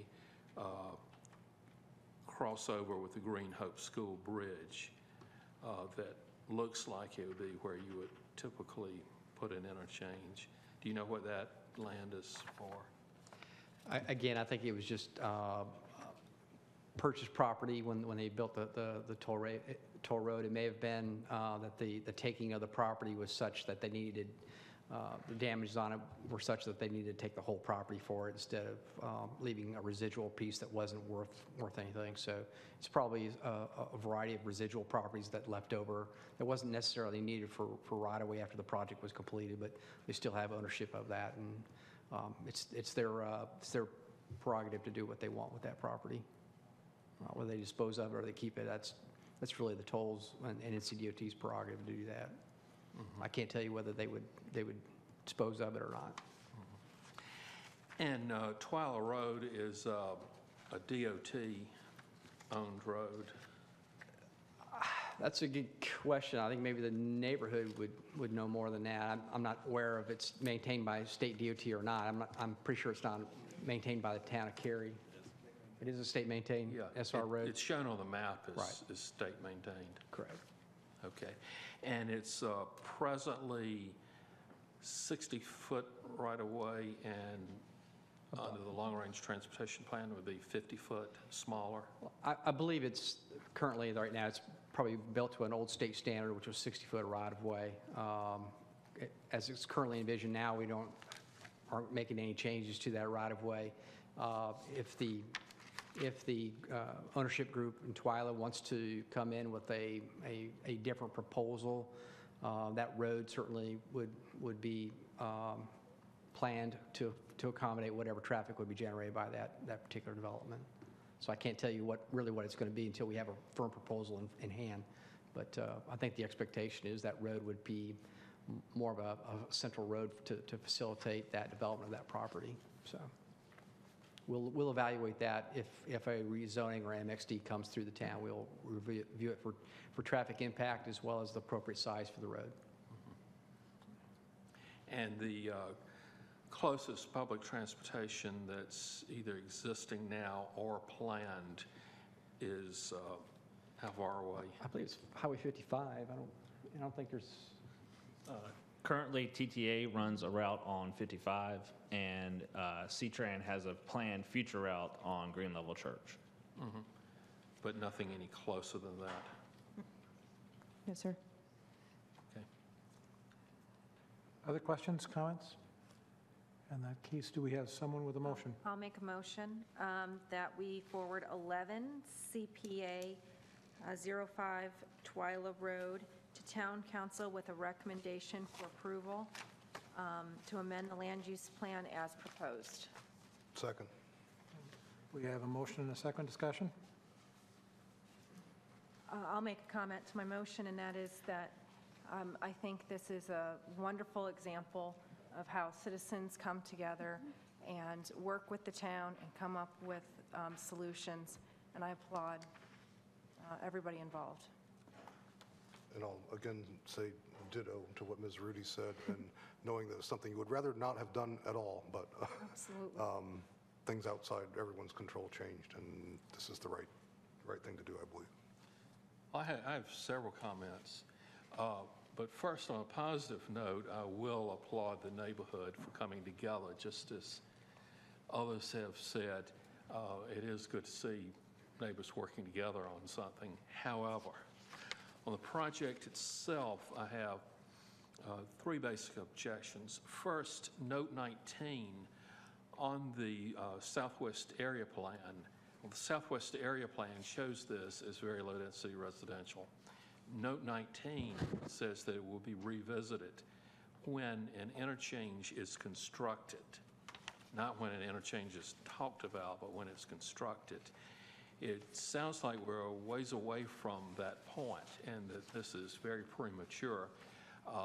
If we haven't even gotten into real serious discussions and actual money being spent towards the construction of an interchange, that's certainly something in the future, and by no means guaranteed. We've all seen so many projects that are planned and designed and never get built. So I think we're premature on that.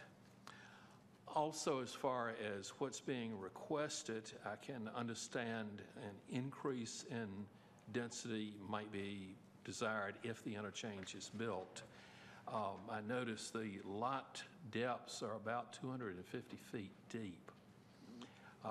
So even with more moderate density, more things can be put on it, and it still would be with the additional 50 feet that the Thruway owns, or the Turnpike Authority rather owns. There is a fair amount of buffer already between Twyla Road, or between the houses that would be close suburban neighborhood type distances from Twyla Road, from the back of those houses to the Turnpike.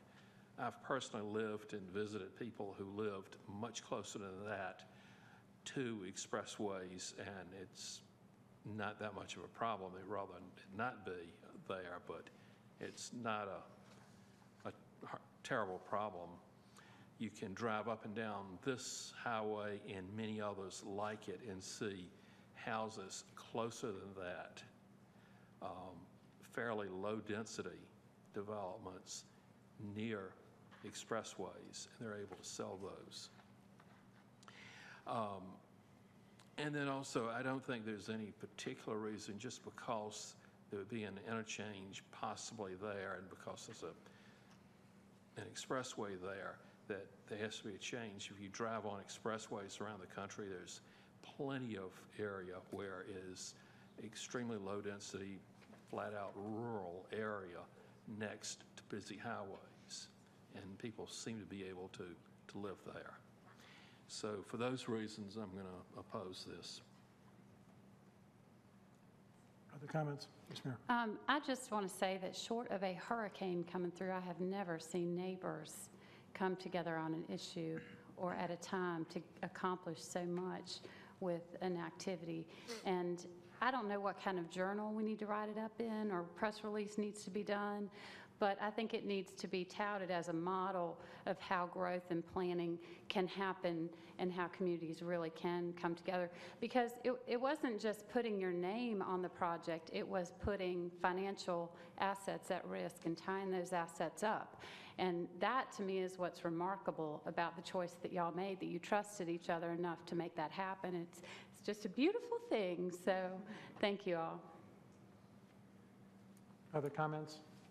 Yeah, I would like to make a comment. I agree with everybody's statements here, supporting the community. You guys did a great job. The one thing I will say, and I will support approval of this, in the fact that the changes that have happened around these folks and being consistent with what type of development should occur in these kind of areas, it's very consistent with what should happen. It gives them the opportunity to do something in the future. If they decide to live there, that's great, but it does open it up to a consistent use in the area. So I would support a motion. Hearing no one else, I'm just going to make a quick comment. I believe in our comprehensive transportation plan. I believe we're actually going to do the things we plan to do, and this interchange is a pretty central part of it. So to say we shouldn't make a decision on this property because we don't know whether we're going to keep our commitment to the comprehensive transportation plan that we're already investing money in, I don't think that makes sense.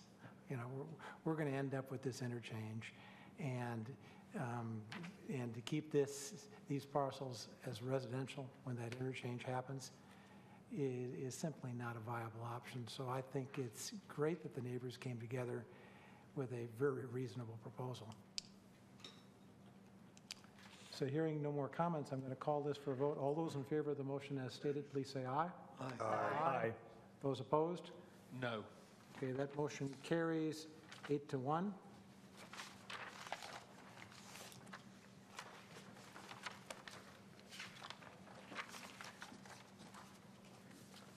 Now I believe we will move on to case 12, REZ06, Highcroft Village, PDD.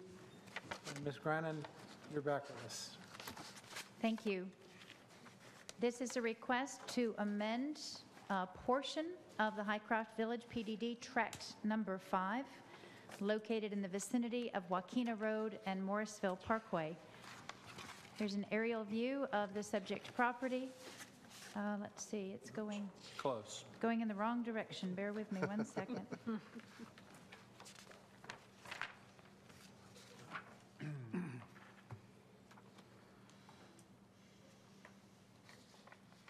Let's try this again, see if this... Here we go. Here's a vicinity map showing the subject property located south of Joaquina Road and north and south of the future Morrisville Parkway extension. The dark blue dashed line shows the boundary of the existing Highcroft Village PDD, and the area in yellow shows the area that's proposed to be added to it, with a portion of Tract 5 right in here where you've got the overlap. This is where there's some amendments proposed to Tract 5. and an aerial view just of that subject property. It's a combination of vacant parcels, and 3 of the parcels have been developed with single-family detached residential homes. Highcroft Village PDD was initially approved in 2005 and had a minor amendment in 2008. The land use plan designation for the subject property is medium-density residential. The existing zoning is a combination of PDD for the portion of Tract 5 that's already in the planned development district, and residential 40 for the new portions that are proposed to be added. The proposed zoning is PDD major. When this was presented at the town council meeting, this is the map that was shown, and land use plan proposing 75 single detached homes on the north side of Morrisville Parkway and 12 townhomes on the south side of Morrisville Parkway. The proposed amendments are to add 23 acres to the existing PDD, increase the residential density in Tract 5 from 61 to 87 dwelling units, and then to specify residential use on the north side of the future Morrisville Parkway being limited to single-family detached residential on lots 8,000 square feet or greater.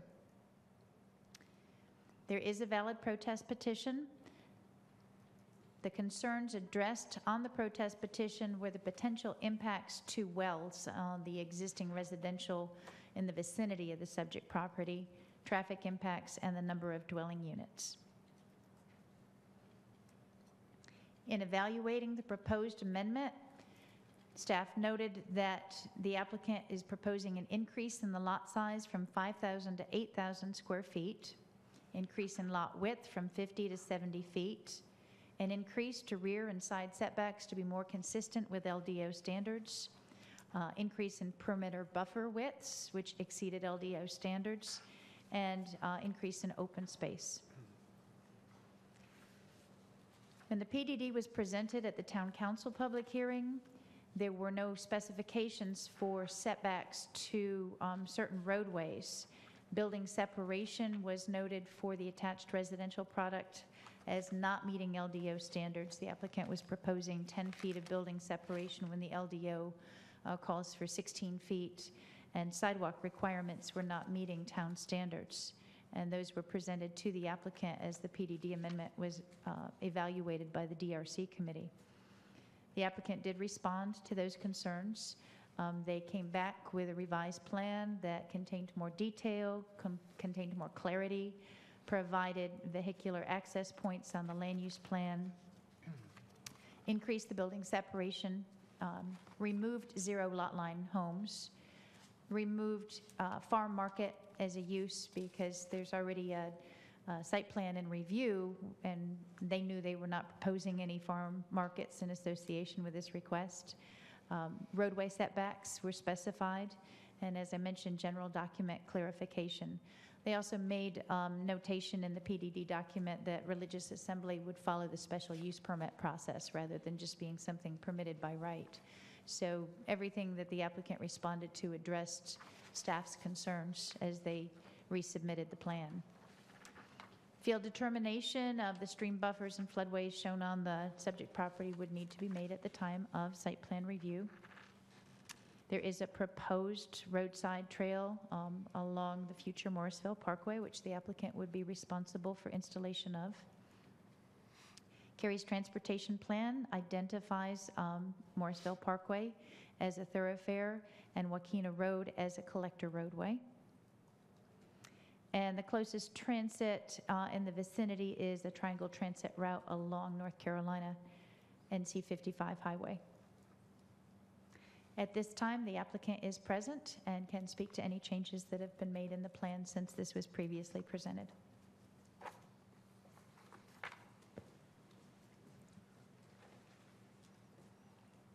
Good evening, Mr. Chairman and members of the Planning Board. My name is Glenda Topp with Glenda S. Topp and Associates. Ms. Grannon has done a wonderful job, so I'm going to be brief. As she pointed out, this amendment only affects Tract 5. We are going from 61 to 87 units, so the additional units are 26. North of Morrisville Parkway, the lots are single-family detached, a minimum of 8,000 square feet. As one of the concerns in the protest petition, as we met with the neighbors, there was questions as to the size of the lots and what exactly we were doing north of the Morrisville Parkway. It is only single-family detached, and we committed to a lot size of 8,000 square feet and greater, which is larger than a lot of the lots that are currently in Highcroft Village, and that was something that was important to the neighbors and also is more in keeping with their thoughts of that area that is medium density.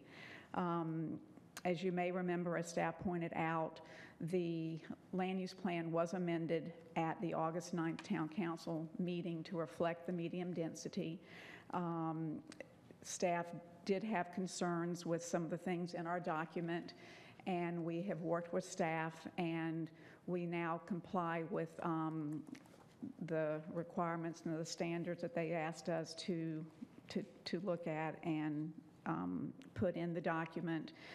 There is a valid protest petition with two of the property owners. Again, we did address the number of lots by agreeing to everything north of Morrisville Parkway being single-family detached. What the main concern at this point for those property owners is the potential impact on their water supply wells with the development of the project.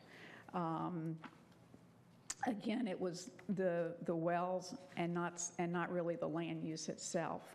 The developers, owners of the land, have met with these two property owners on 3 occasions at their homes, and because it is a issue that is not really something that can really be addressed in a zoning condition. Just as an FYI, they are working with those two property owners to come up with a private agreement that will address and respond to their well concerns, and we expect the petition to be removed before the council meeting. Again, it is really not a land use issue. It was just a concern that they have with the development of the project and the impact it may have on their wells. So they're working that out amongst themselves. We do feel that the proposed use is a good use for the area. As many of you all may know, the Wakena area, somewhat similar to the case beforehand, many of the residents came in and requested that the town amend the land use plan in this area to medium density, which was done, and we are in compliance. This request is in compliance with that action. And I'm here to answer any questions, and other people on the team are here also. Thank you. At this point, I'm going to open the public hearing. Anyone wishing to address us on this case, please come forward to the podium. Anyone at all? Seeing no one coming to address us, I'm going to close the public hearing and open this for discussion from the board. Do you have questions? I just want to verify a couple of them. Is this correct that this proposal is to add 34.5 acres? I believe so, yes. Okay. And 26 units? Correct. 35 acres and 26 additional units? Correct. Thank you. Other questions? So, I'm sure I just want to follow up. I thought for the 4.5 acres, the units will be 87, not 26. Is that, am I? No, that's additional, I'm sorry. It's additional. Oh, okay. It's additional over Right. what's there. The total 87, right. Yeah, but adding 34 and adding 26. Right. And that's about 42% increase in density. Well, now, okay, you just confused me, the two of you. We're adding a fairly sizable piece of land to the PDD, to Tract 5, and we're adding, I believe, 26 residences to the PDD. So as the PDD is written... Let me clarify. I apologize. If you'll look in your staff report, you can look at the chart, the deeded acreage, 34.57 acres. Some of that is already included within the PDD. The PDD amendment addresses approximately 35 acres, but some of it's already contained within Tract 5. So the area that's being added, yeah, there's the Highcroft Investors property, I believe is the 6.17 acres is already within Tract 5. Okay. So And this that's where the 61 approved residences are already located, right? correct, Okay, so we are adding the piece that's not inside the blue dotted line. right. And we're going to add 26 homes in that piece. Within the overall Tract 5, that the maximum would be 81. Got it. So the overall increase would be to 87 units. The questions? Just I want to make sure I understand. So we will have 87 units in 34.57 Correct. acres of property. Out of those 34.57, 6.17 acre is already within the Tract 5. And then we are adding another 28 acres, and the total units in this 34.5 acre will be 87 units. Right? Am I correct? I'm sorry, I think so. I was going to get the applicant to verify.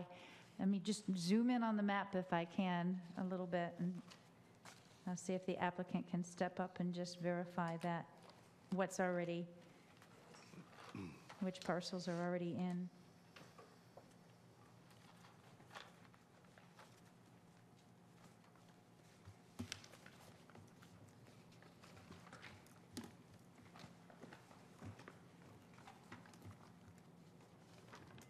Currently, Deborah, there's 61 units that's been approved in Tract 5. That's what that's what we've got in the report, so. Right, it's Okay. So currently, You're adding 21 units, and how much land is the question? Exactly how much land is up in this area that's being I think we are adding added, about right? 28 acres. Does that sound approximately right? I don't have a calculator with me, but I'm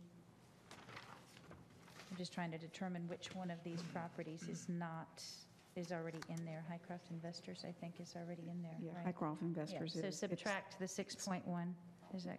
or right, s- it's that piece right there, the Williams tract. So about 27 acres, yes. Right, about 27 acres we are adding, and we're adding 27. And 21 lots, right. 61 to 87, that's about 26 lots.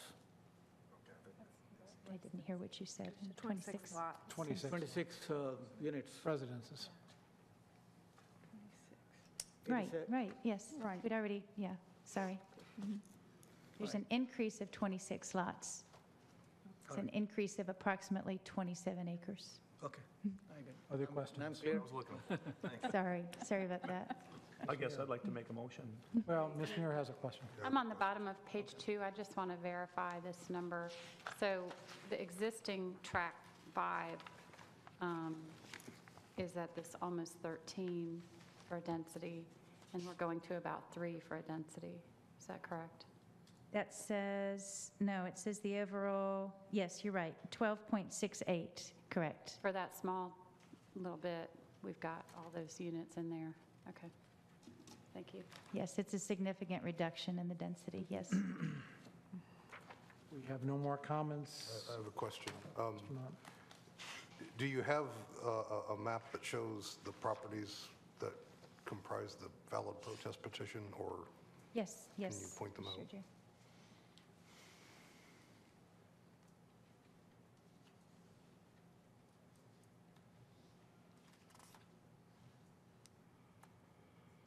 There's 2 parcels directly across Wakena Road from the subject property. And then there was a third name signature, but it was outside the 100-foot boundary around the property. And one last question. The modifications that were made since the town council public hearing that you described do meet the LDO standards now, correct? Or exceed them. Mhm. All right, okay, thank you. If we have no more questions, perhaps a motion. Yes, I'd like to make a motion. I move that the board forward case number 12REZ-06 to Town Council with the recommendation for approval, as it is consistent with the comprehensive plan and all other applicable plans, and as reasonable and in the public interest for reasons set forth in the staff report and presentation. Do we have a second? I'll second it. We have a motion and a second. Comments?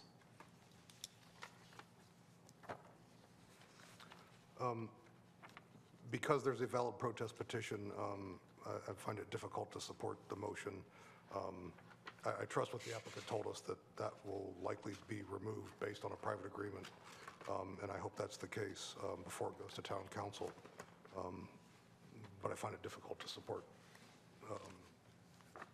a proposal with a valid protest petition. Other comments? In that case, Mr. Rogers, you had a comment? These people that have their protest petition regarding the well issue, once this gets developed, this road is going to carry a sewer system, right? And a water Water and sewer will be in the vicinity with future So they would development. have the option to pay a development fee and attach to public service. That's what they're discussing. Two of the residents have been in and been discussing that with staff, what their options are. And that, so those negotiations are taking place. Other comments? In that case, I'll call the vote. All those in favor of the motion as stated, please say aye. Aye. All those opposed? No. Okay, that motion carries 8-1. Can I make a motion, Mr. Chairman, that we break for 5 minutes?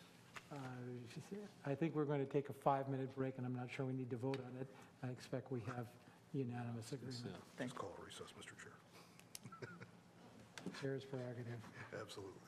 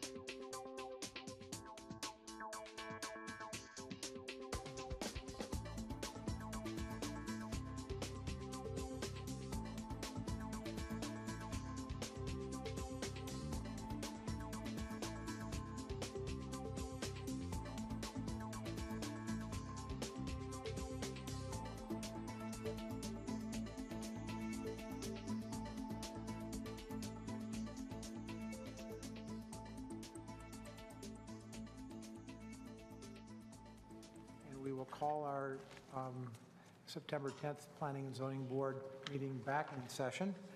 And we will now take up case number 12, REZ 11 Carpenter Hyde project. And Ms. Grannon, you're on the hot seat again. Thank you. This is a request to rezone approximately 21.19 acres located along Green Level Church Road and McCrimmon Parkway. An aerial view of the subject property shows that it's a combination of vacant land and land that's been developed with single-family residential homes, and there's a number of farm buildings and cleared land that had been used for farming over the years. And this also shows the subject property and its close proximity to the adjacent Waycroft neighborhood to the west of the subject property. The land use plan designation is medium density residential. The existing zoning is residential 40. The applicant has proposed a rezoning to residential 8 conditional use. This slide is just to give you a perspective showing the equivalent zoning because the majority of the surrounding property is within a PDD, and it shows the closest approximate zoning district or closest equivalent zoning district for some of the PDD property. Conditions proposed by the applicant at the Town Council public hearing were to set a maximum density of 3 dwelling units per acre, a maximum of 60 homes, a minimum density of 2.1 dwelling units per acre, limiting the use to single-family detached residential, setting a minimum lot size of 10,000 square feet with a minimum lot width of 80 feet, and providing a 20-foot wide perimeter buffer, a semi-opaque buffer, along the northern western property lines in common open space outside individual lots. There is a valid protest petition. The properties highlighted in yellow comprise that. The areas in blue are properties that were outside that 100-foot boundary and therefore not valid.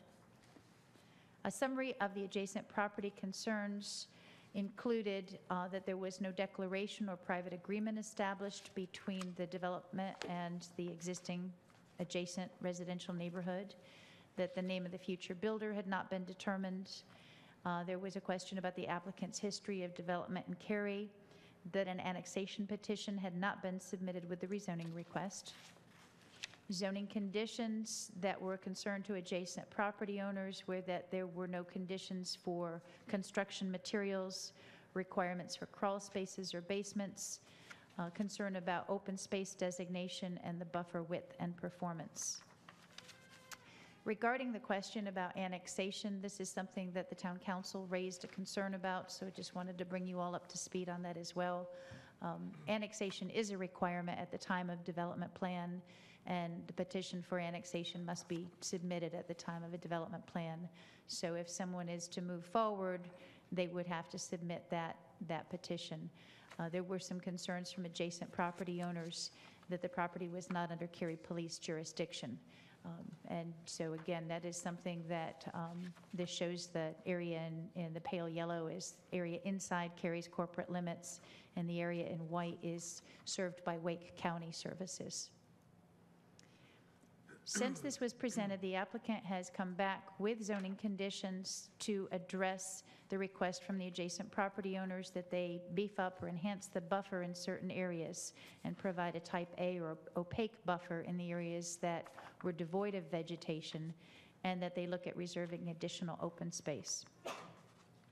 The area in yellow shows areas that have been cleared, and the applicant has proposed a condition that those areas would be supplemented or planted to meet a type A opaque standard.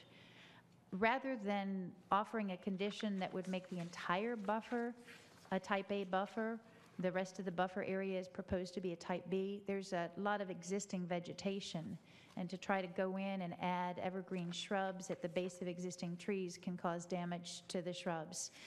Trying to put them in the shade beneath existing trees is going to mean the shrubs aren't going to survive.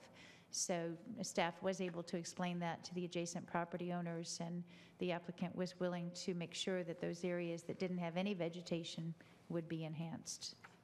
They also proposed a condition that would increase the amount of open space that's provided, offering an additional approximately 0.86 acres of open space that would remain open with the exception of having the potential of being used for a stormwater management facility. Slide shows the location of existing stream buffers according to our most recent GIS maps. Field determination would be required at the time of development plan review. And this shows the location of a future street side trail along Green Level Church Road and the future Greenway trails in the vicinity. Green Level Church Road is an existing major thoroughfare, and the applicant would be responsible for road improvements along Green Level Church Road, and with residential development would be required to install a 50-foot streetscape along that road. There's a future transit route, C-Tran route, proposed along Green Level Church Road. And at this time, I'd like to call upon the applicant to address you and speak to the changes since this was previously presented.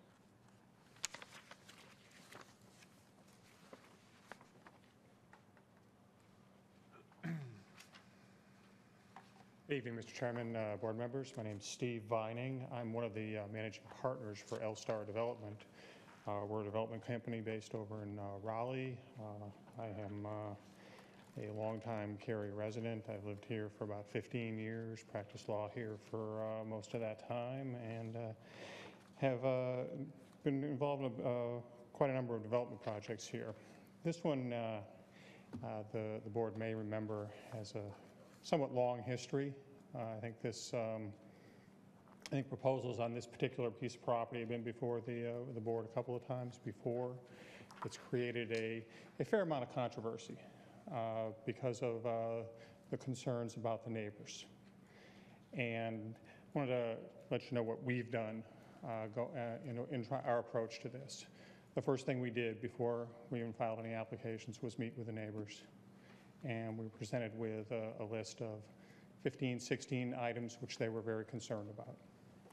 And we looked at them and we said, yeah, we'll do all these things. We think we can build a great neighborhood here and address all the concerns of the neighbors. That was back in February, and in the time since then, what we've been doing is working closely with the neighbors and with staff to come up with a plan where we can actually have these be enforceable. And if you look through the list of items, I think it was attached as an attachment to the staff report there's a link called explanation on there, and it lists all the items that were identified as concerns of the Waycroft neighbors. And what that list reflects is how we propose to address all of those. Because this right now is just an application for a zone change, there are limits on the types of conditions that can be included.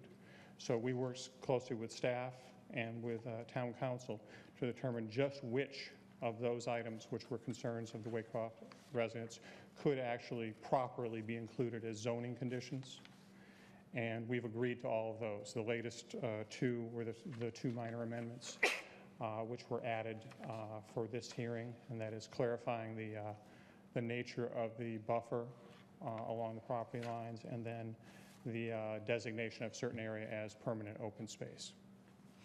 The remaining issues, frankly, are one of a private agreement between us as the developer and the Waycroft neighborhood. We've gone back and forth with them. We think we have a plan right now.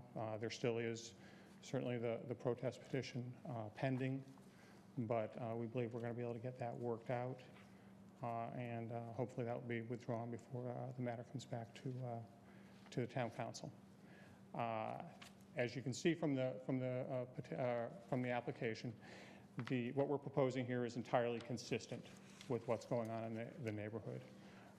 We've tried to do everything we could to be compatible with the Waycroft neighbors.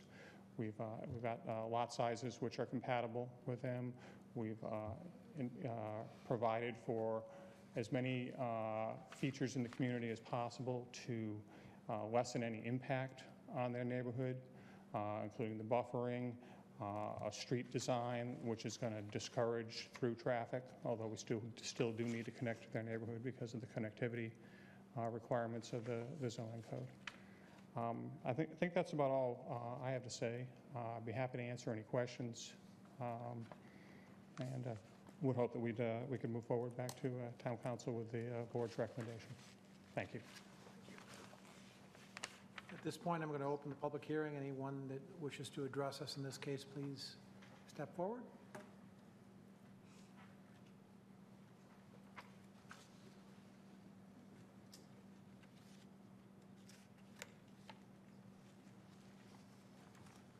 Good evening, board members. My name is Orly Resnick. I'm here tonight representing the 25 Waycroft residents that filed a protest petition. This rezoning does have a lengthy and significant history, which Steve and Deborah went into, so in the interest of time, I'm not going to get into that. Steve did a very good job of explaining how L-Star has worked with the adjacent property owners. We're in the process of trying to come up with an agreement that would address all the concerns that cannot be addressed through zoning conditions. The main concern of the Waycroft residents have always been two things: ensuring that the neighborhood that is built is continuous with Waycroft, and ensuring that whatever the applicant agrees to is actually tied to the land in a way that is legally binding. So because this entity is just a developer, that way whoever actually winds up building on the land is bound by the same terms that L-Star agrees to. We have not yet received any legally binding document that is tied to the land, therefore we cannot support approval for this rezoning application at this time. Our goal is still to work with the developer. We're confident that between now and when this comes before the town council for a vote, we will be able to reach an agreement with them. We've agreed in theory. It's just a matter of putting everything on paper now, which we're hopeful that the applicant will continue to work with us to do. Therefore, again, I'm just here tonight to ask that the board be mindful of the fact that the protest petition is valid when making your decision. And please consider that because the protest petition is there, this application might require some discussion when it comes before the town council. So we respectfully request that this be placed on the council's discussion agenda and not the consent agenda. Thank you very much. Anyone else like to address us? Anyone at all? In that case, I'm going to close the public hearing. What is it?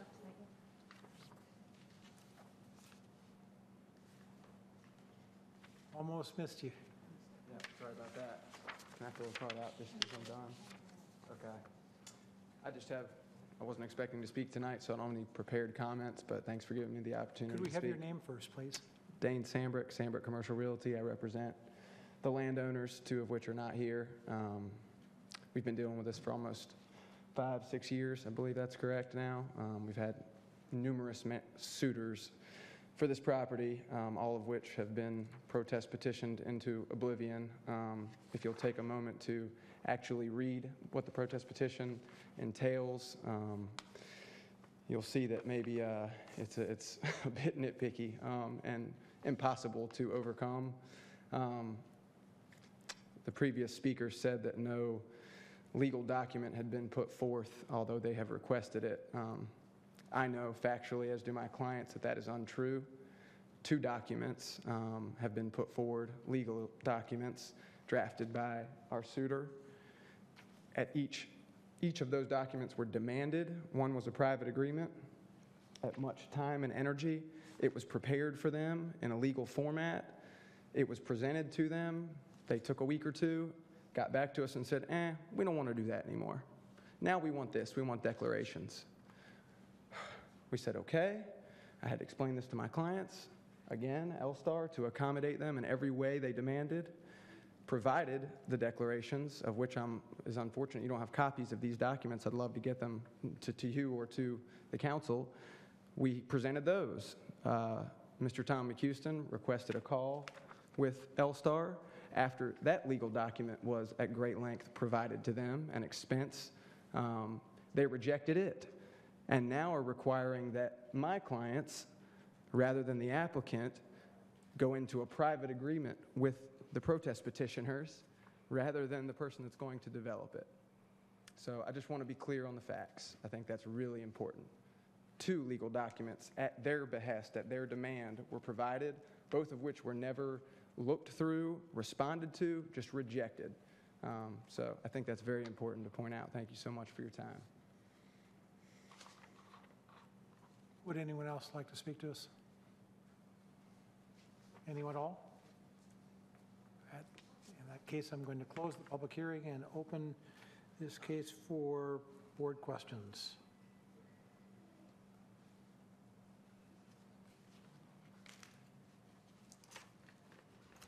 Anyone? Michelle.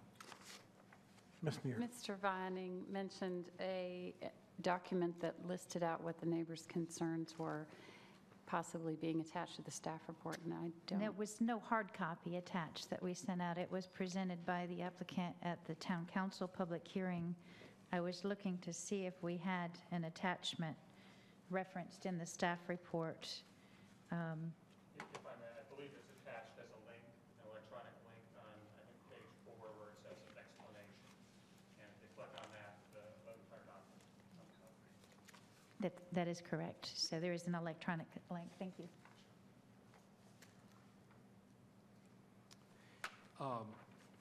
Is that document in any agreement in a form that would be binding upon any future owner, particularly in the event of bankruptcy or anything like that? That is, does it run with the land? That's not really, I can't really speak to that. I have not seen any of the documentations. Those are private agreements, so I really can't address that. The only thing that staff can speak to are the actual zoning conditions. Could the applicant speak to that? I'm going to ask our legal counsel to weigh in on this.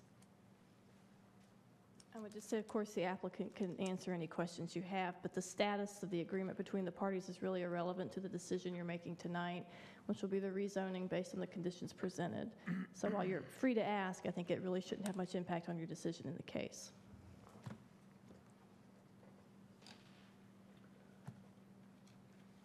I have a question. Can you explain or expand on this historic preservation master plan? There was a comment that the Wake County Architectural and Historic Inventory notes that the subject property contains several farm outbuildings dating from the early 1990s. That's an issue, and there was a lot of other discussion. Can you enlighten me on Yeah, it was a farm. It was a working farm at one time, but it did not have a historic significance. But there is a farmhouse there, isn't it? Is there a farmhouse in this? Yeah, yes. There was, right, there was a farmhouse that was demolished sometime prior to 2005, but they're not on the National Register. They're not right. on the National Register, I understand. Yeah. Nor were they deemed eligible, I think, if I recall correctly. Other questions? I have a question. Mr. Gaston. The Wycroft area, when you enter Wycroft off of Green Level Church, north of the property, those lot sizes up there, just for comparison's sake, do we know, because I think the applicant is proposing 10,000 square foot minimum. Do we know what those lots are? I mean, I'm looking at a aerial here. They're a little bit larger than 10,000. They're some of them are 11, 13, 14, so they're a little bit larger. A little larger, okay. So when we go to the subdivisions over on Chalk Maple Drive, I mean, do we know what those lot sizes are? I'm not sure where that is. West of the... Over in here, or? Oh, am I not? Not sure. Yes, yeah, kind of... This vicinity? Exactly. Yeah, right this is more like the 6,000 or 5,000, yeah. Okay, so it's not that, and it's not quite that, it's somewhere. Right. Okay, thank you.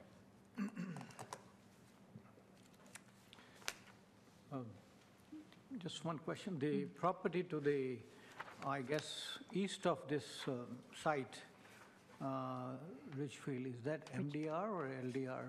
The land use plan designation is medium density MDR. Residential. The zoning for Zoning R40. Ridgefield Drive is still R40, so Right. that's residential 40 across the street. Okay. Thank you.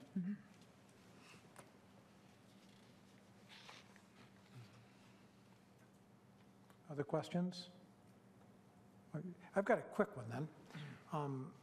We've heard about a number of items that are subject to an agreement that is outside of this zoning request. Am I reasonable assuming that those items aren't valid things to be added to a request? We've had extensive conversation with the applicant who wanted to submit a number of conditions that staff explained were not appropriate because they did not address the land use. They didn't address the impacts that were reasonably expected to be generated as a result of the zoning. When we don't have standards in the land development ordinance for building materials on single-family detached residential, then we can't accept a zoning condition to exceed a standard that doesn't exist. We can accept and consider standards for increases to buffers, buffer widths, buffer performance, density, lot size. Those are the types of conditions, limit on the use, limiting to single-family detached residential. So those are the types of conditions that can be introduced and implemented. So the neighbors' concerns that can be addressed in a rezoning petition have been addressed? That is correct. And I think the adjacent property owners would agree that when there was a concern regarding a buffer width, a buffer performance, the density, the unit count, the applicant has responded to all of those. The other matters, we advised the applicant that they would need to work with the adjacent property owners on a private agreement. And help me understand this private agreement, because it won't be attached to the land, right? It's going to be between people, right? That's my understanding. And it's not something we can administer, right? Correct. So this is an agreement between a list of residents and the petitioner. I haven't seen it, so I'd prefer not to weigh in on that. I am aware that there's lots of negotiations going on, but the actual legal documents, it wouldn't be appropriate for me to review them. I guess I'd like to ask for some legal advice then. We have a case that is hinging on a set of legal agreements which we really don't have direct access to. With all due respect, I think your case isn't hinging on the legal agreements. The case before you is the rezoning with the conditions as presented. And of course, the rezoning, any property owner, any developer who comes in after this would have the same, whatever rezoning is approved. So just as with any other rezoning, we're just looking at the conditions presented, the land use classification requested, all of those things, and whether you think that's appropriate for the area or not. And what happens outside of that in terms of any private agreements, which could be in any kind of format, who knows. But we don't review those. We would not review those in the future. If there was any issue between the landowners and the people who signed this agreement, we would not get into that. So it really shouldn't be a consideration as you make a decision on the rezoning. Do we have a history where protest petitions have been addressed with private agreements between parties outside of our process? I would imagine so. I'm not familiar with details of any of those, but I think that does happen. Okay.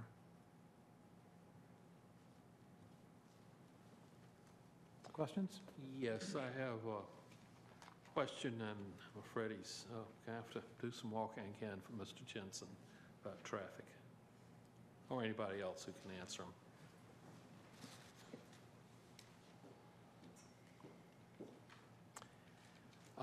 Is it correct that Green Level Church Road will be a median divided road in front of the property?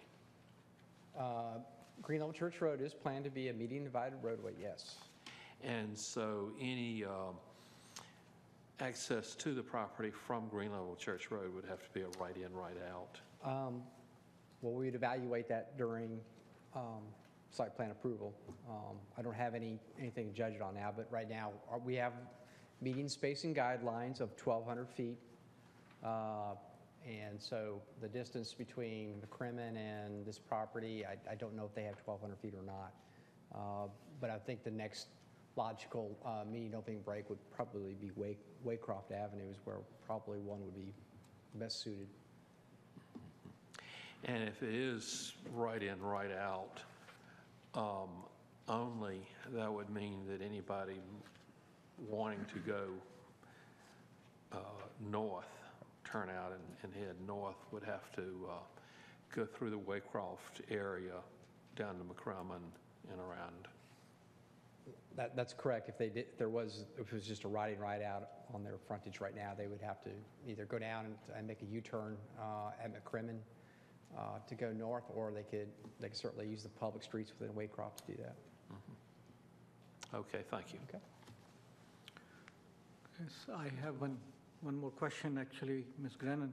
The property to the southwest of the subject property, I see the current land use plan says LDR, but what's the zoning for that property?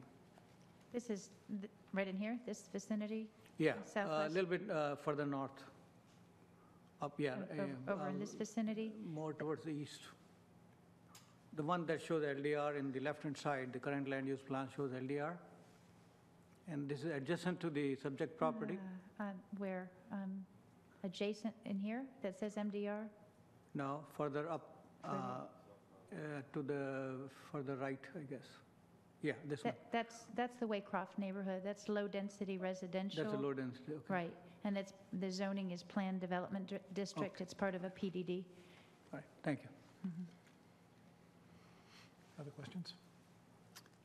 I have two questions. Do we specify in our ordinance foundation requirements? And can you speak to that a little bit as it relates to the applicant? We do have foundation requirements if something is a slab on grade construction, that they have, I believe it's 2 rows of brick. I'll have to look in the land development ordinance and double check that, but there is a requirement that there be 2 rows of brick. If there is, it may be 3, but I need to go look that up. So sorry. it looks like it's intended to look Have from the a design appearance. standpoint like Right. there's a crawl space or foundation, but there doesn't have to be. It can be a slab, so it can be a slab. Right. You could have slab on grade construction. Okay, and then I did find the list of the applicant's response. Okay. And so what I was kind of doing was culling through and going, what things have I seen us address in rezonings? And one of the things I thought that we had addressed in rezonings was height, minimums and maximums, and garages. Like the Wright property just came through and they said specifically how big the garages were going to be. And I know that the neighbors asked about having a minimum height of 1.5 stories and a 2-car garage required. So I'm wondering why that was kind of deferred into the private agreement area instead of being part of the rezoning request. Don't know if the applicant wants to speak to that or not. We do have ordinance limits on height for residential, and they can't exceed that, but we have had applicants present those as conditions of the rezoning. And that, right? and I just, yeah. No, those were not ones that were ever requested to be part of the rezoning by the Waycroft residents. They're actually I know on the sheet you gave us that. Time out, if you could speak into the microphone so we have sorry. it right. That's all right. They weren't specifically requested by the Waycroft residents to be part of the zoning conditions. They had very specific items that they asked to be part of the zoning conditions, all of which we submitted to staff for their review. That was one of the, I don't want to speak for them, but I think they probably didn't view that as particularly significant because these homes most certainly will have 2-car garages and most certainly will be 1.5 story in height given the size of the lots and the just general nature of that neighborhood. Yeah, I guess what I'm looking to do is, there are certain things within our jurisdiction that will help the neighbors to enforce the things that they said that they wanted.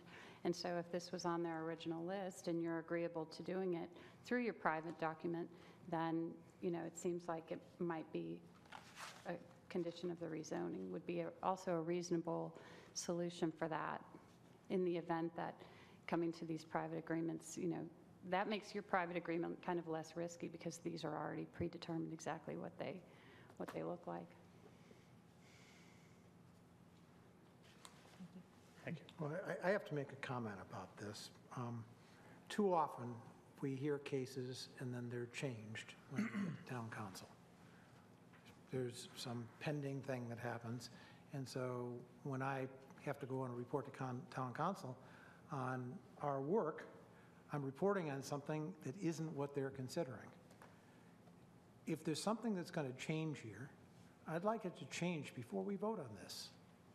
I'll ask the applicant to verify this, but as I've explained to the applicant, they're well aware of the risk if they try to introduce zoning conditions after you all make a recommendation, that it could delay the plan because it could be sent back to the Planning and Zoning Board. Well, I'm trying to So- avoid that. so We've gotten a ping pong thing going on here a couple Right. The times. conditions that have been offered now are the conditions tied to the land. And as Mrs. Glover stated, the private negotiations about a private third-party contract should not be germane to your recommendation. No, I got it, but what is germane is that we have a valid protest petition, okay? If that situation will change because of some agreement that is in process, I don't want to have a situation where we vote one way and then the council votes an entirely different way because one thing has changed. Well, In the the interim- applicant is not proposing to change zoning conditions. Okay. And the recommendation from the board is to address the land use, the use of the land, the conditions as they apply to the land. And the council will hear this. I know there was a request from a citizen about making sure that this was put on the discussion agenda. It will be on the discussion agenda if there is a protest. There's no, even if you all were to recommend it unanimously for approval, if there's a protest petition, it will still go to council as a discussion item. So, that your recommendations and your findings and observations should be applicable to the land use and the zoning conditions as they relate to the land development ordinance. Do we have other questions? I guess I would make a comment in that this is under the land use plan as MDR, and this recommendation is to go to residential 8, which does have building height restriction stuff, which are less obtrusive than an MDR designation. And it is fairly consistent with what's happening around. I looked up a few lots myself here on GIS, and they're like 12,000 in the Waycroft area, and it's very consistent, I believe. So. Other comments? I think the only other comment I'd like to add would be that we did hear at last council meeting, Councilwoman Adcock commenting on this situation that you're alluding to, Mr. Chairman, about things changing between our board taking a vote on something and then the council looking at it. I think the germane issue is those things that were changed in the particular circumstance that Mrs. Adcock was talking about were in fact zoning conditions. They were mostly density issues. This situation is out of our purview, I believe, and it may remove a protest petition by the time it gets to the town council, but I don't think it's something that we have to be concerned about. I think it's just outside of the realm of zoning conditions.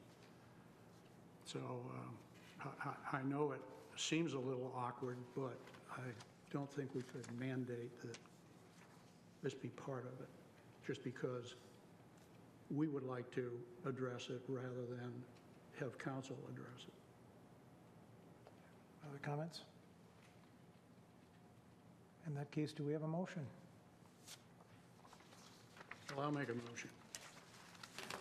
I'll make a motion to move that the board forward case number REZ 12 REZ 11 to the town council with a recommendation for approval as it is consistent with the comprehensive plan and all other applicable plans, and is reasonable and in the public interest for the reasons set forth in the staff report and presentation. Do we have a second?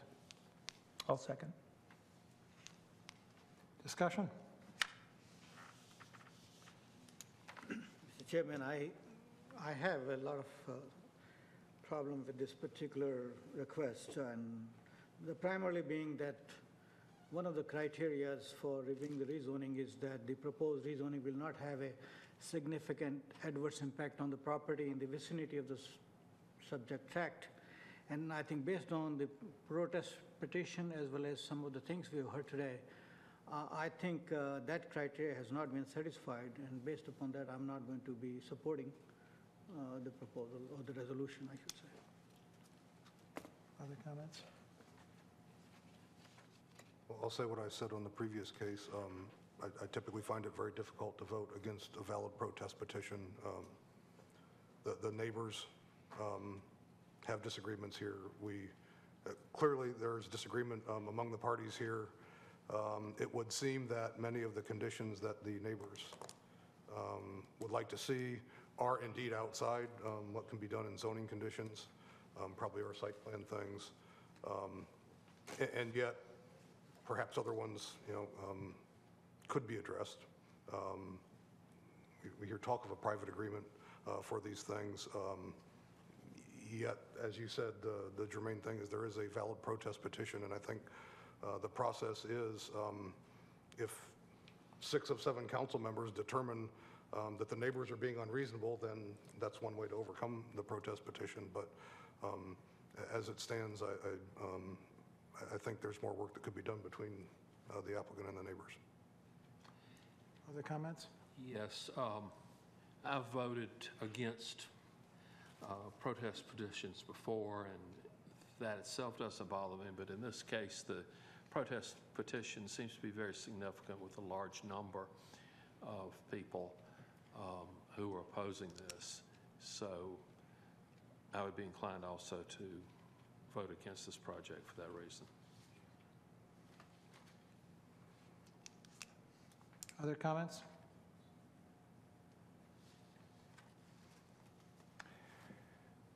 I'll make a comment. I'm just going to say I'm going to use the language in the motion to guide my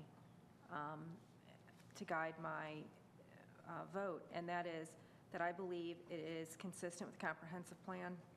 I believe it's consistent with other applicable plans, and I'll be voting in favor of it because I do feel that it meets our requirements.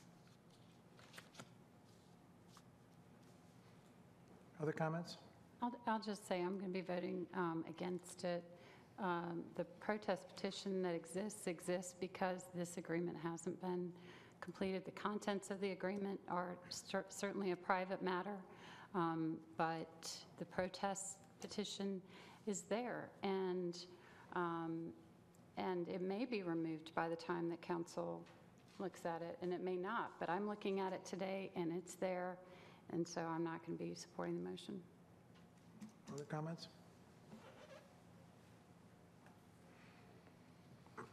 Well, I have to admit, this one troubles me a lot, because I don't like situations where you have a valid protest petition, particularly when you have a lot of property owners that are subscribing to the protest petition. That's very perplexing. What I find most frustrating is the things at issue are things that we're not supposed to be considering. As Ms. Rudy alluded to, we're supposed to address concerns whether this is compliant with the comprehensive plan and other plans. Because we really don't have any involvement in those other issues that aren't really rezoning related issues, I'm troubled whether we have a right or an obligation to consider them. I mean, yes, I agree that building quality certainly makes sense, but that isn't part of our comprehensive plan in this case. It would be covered by the land development ordinance, but that doesn't apply when we're talking about a rezoning. So we're talking about things that aren't at the core of what we're supposed to be deciding. What, you know, if you read the motion, it says we recommend approval because it is compliant with our comprehensive plan and other plans. I have trouble finding a plan, be it the comprehensive plan or something else, that isn't compliant with.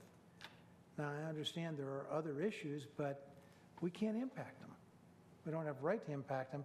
It will most certainly get a hearing before the town council, and I think that's a good thing. I think that's where hopefully this issue will be resolved. But I think our job is to answer that question. Is it compliant with the comprehensive plan and other plans that we are supposed to manage toward on this board? So I'm going to vote for this proposal because I do think that the proposal is compliant with our comprehensive plan and other plans that we are supposed to address. If we have no other discussions, I'm going to call the vote. All those in favor, perhaps, I hate to do this to you, Ms. Rudy, would you restate your motion just because It it's was Mr. Rogers. Mr. Rogers, I'm sorry. Restate it in what way? I'm reading. Just to remind us, your motion was to approve. Yes, sir. Okay. It was verbatim from the only variable in here. I just want to remind everybody that we are voting to approve. I'll gladly. All those in favor of the motion as cited, please say aye. Aye. Excuse me, aye. Could we have hands here? Okay, I believe that is five. All those opposed? No. No. Or, okay, that motion carries by the slimmest of margins, 5-4. And I think the good news for the homeowners in concern is that this is going to have a discussion at the town council, and I expect our 5-4 is going to convey a very clear message that we were torn. Moving on to our next case, I think we're done with our public hearings. And so we're going to move on to case 12 REZ 13 Collins Grove. Mr. Nicholas, you're back with us, right? Thank you. Good evening. This is a request to rezone approximately 15.5 acres from residential 40 to residential multifamily conditional use. Property is located in the southwest corner of the intersection of Waldo Rood Boulevard and Collins Road, approximately 1,100 feet west of Davis Drive. It's immediately north of Davis Drive Middle and Elementary Schools. This slide just gives you a little bit closer view of the property. Property is currently zoned residential 40. Proposed zoning is residential multifamily conditional use. There are a total of 5 zoning conditions proposed by the applicant. First condition limits the use of the property to 114 townhomes. Second requires that each dwelling unit contain a 2-car garage. Remaining conditions provide for buffering along the western and southern property boundaries that exceeds what would be required by the land development ordinance. And the next few slides help illustrate the proposed conditions regarding the buffers. On the northern portion of the western property line adjacent to the existing townhomes and Upchurch Farms, the applicant is proposing a 20-foot type A buffer with an adjacent 10-foot type B buffer. This buffer would begin at the property frontage on Waldo Rood Boulevard and extend south for a distance of 450 feet. On the remaining portion of the western property line, the buffer would then transition to a 50-foot type A buffer with an adjacent 10-foot landscape easement planted to a type B standard. The same buffer would also extend along the southern property line where adjacent to the existing Upchurch Farms development. The applicant is also proposing an additional 100-foot buffer adjacent to the required stream buffer. When looking at these buffers, it's important to note that the LDO only requires a 20-foot wide type B buffer between adjacent townhome uses. With regard to the northern portion of the buffer proposed by the applicant, staff recommends as an alternative a 30-foot wide type A buffer. Staff feels that this alternative would still provide the desired level of screening, but also provide better opportunity for the plants to achieve their full effectiveness. These graphics help illustrate the difference in the plantings for what is proposed by the applicant and the alternative that's recommended by staff for that northern portion of the buffer. Essentially, the difference between the graphic on the left with the one on the right. The one on the right has a little bit less plant material, but the spacing is more conducive to allowing better growth of the plants that are in the buffer. To help clarify, the slide just shows the area where the alternative recommended by staff would be implemented. At this time, the applicant's not proposed any changes to the buffers that are described in the conditions listed in the staff report. So if the board is interested in this alternative, then this should be discussed with the applicant this evening. Cary's land use plan designates the subject property for medium density residential use, which includes densities ranging from 3 to 8 dwelling units per acre. According to Cary GIS data, the property is potentially impacted by stream buffers Field verification of these features would be required at the time of site plan review. The Parks, Recreation, and Cultural Resources Facilities Master Plan does not indicate existing or proposed facilities on or adjacent to the subject property. Subject property has frontage on Waldo Rue Boulevard, which is designated on the town's comprehensive transportation plan as a minor thoroughfare. Since a right-of-way adjacent to the property is not currently at its ultimate planned width, dedication of additional right-of-way and construction would be required along the property's frontage at the time the property develops. There are no existing or planned transit routes in the immediate vicinity of the subject property. This map shows the properties that submitted protest petitions on the proposed rezoning. There are 5 valid properties that submitted petitions. However, the area of these properties located within the 100-foot protest buffer does not amount to 5% or more of the total buffer area. Therefore, there is not an overall valid protest on the proposed rezoning. Some of the concerns expressed at the public hearing and listed on the petition submitted for this case include an increase in traffic from new development, difficult egress from Upchurch Farm neighborhood, lack of sidewalks to provide safe access to schools, effect of the railroad on traffic congestion, impact on existing home values, and impact on schools. There was one speaker at the public hearing who expressed support for the proposed townhomes and the resultant increase in the housing diversity that the proposal would provide. During the public hearing and in response to the information contained in the staff report, a council member asked a question about the historic character and condition of the existing dwelling on the subject property. The applicant responded to the question and indicated that the interior of the house was not in good condition. And this concludes staff's presentation. I believe the applicant is here and can speak to the proposal.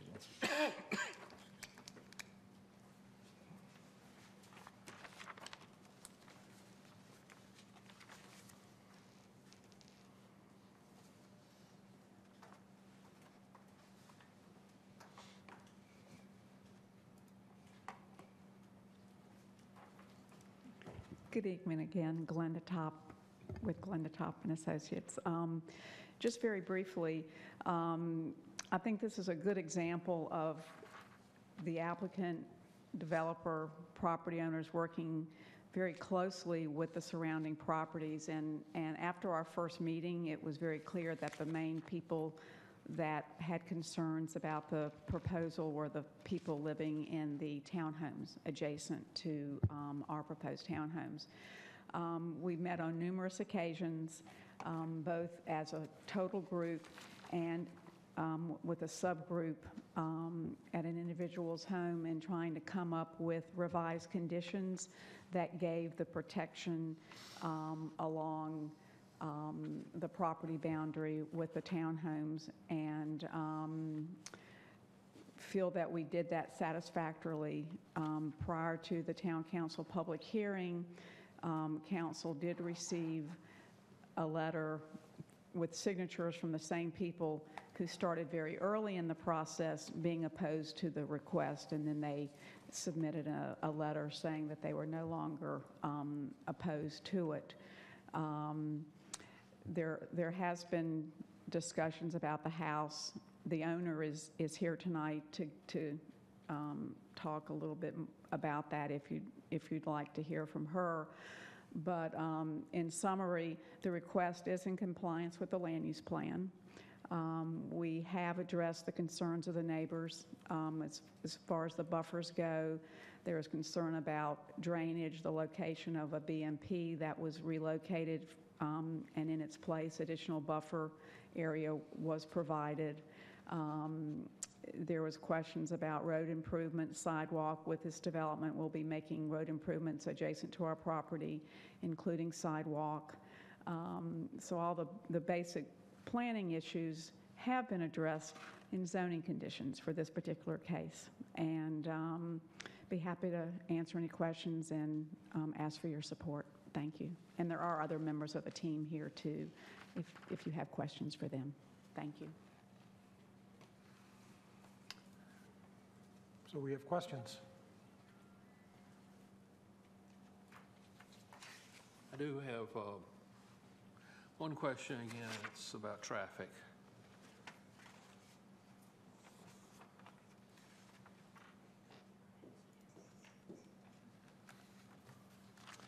I realize that the additional number of trips above what the background zoning is isn't enough to trigger any kind of analysis report. But what will be the total number of AM peak hour trips? As far as, that's different than in the staff report, or? Well, okay, I found it in the staff report. It would be 58 AM trips altogether. Yeah, the applicant, as far as their rezoning request, does not have to perform a traffic study during the rezoning process. Right. But if they build out to the density and intensity that they're proposing for their plan, then they would have to do a traffic study. And they've actually have commissioned a traffic study already for this project. And any mitigations that are outlined in that traffic study will be reflected on the site plan. So those issues will be cleared up from a traffic perspective. Will that analysis include the corner of Jenks Carpenter Road and High House Road? Jenks Carpenter and High House, yes, it will. Okay, because that has, there's not a whole lot of traffic there, and the volume of traffic doesn't really bother me.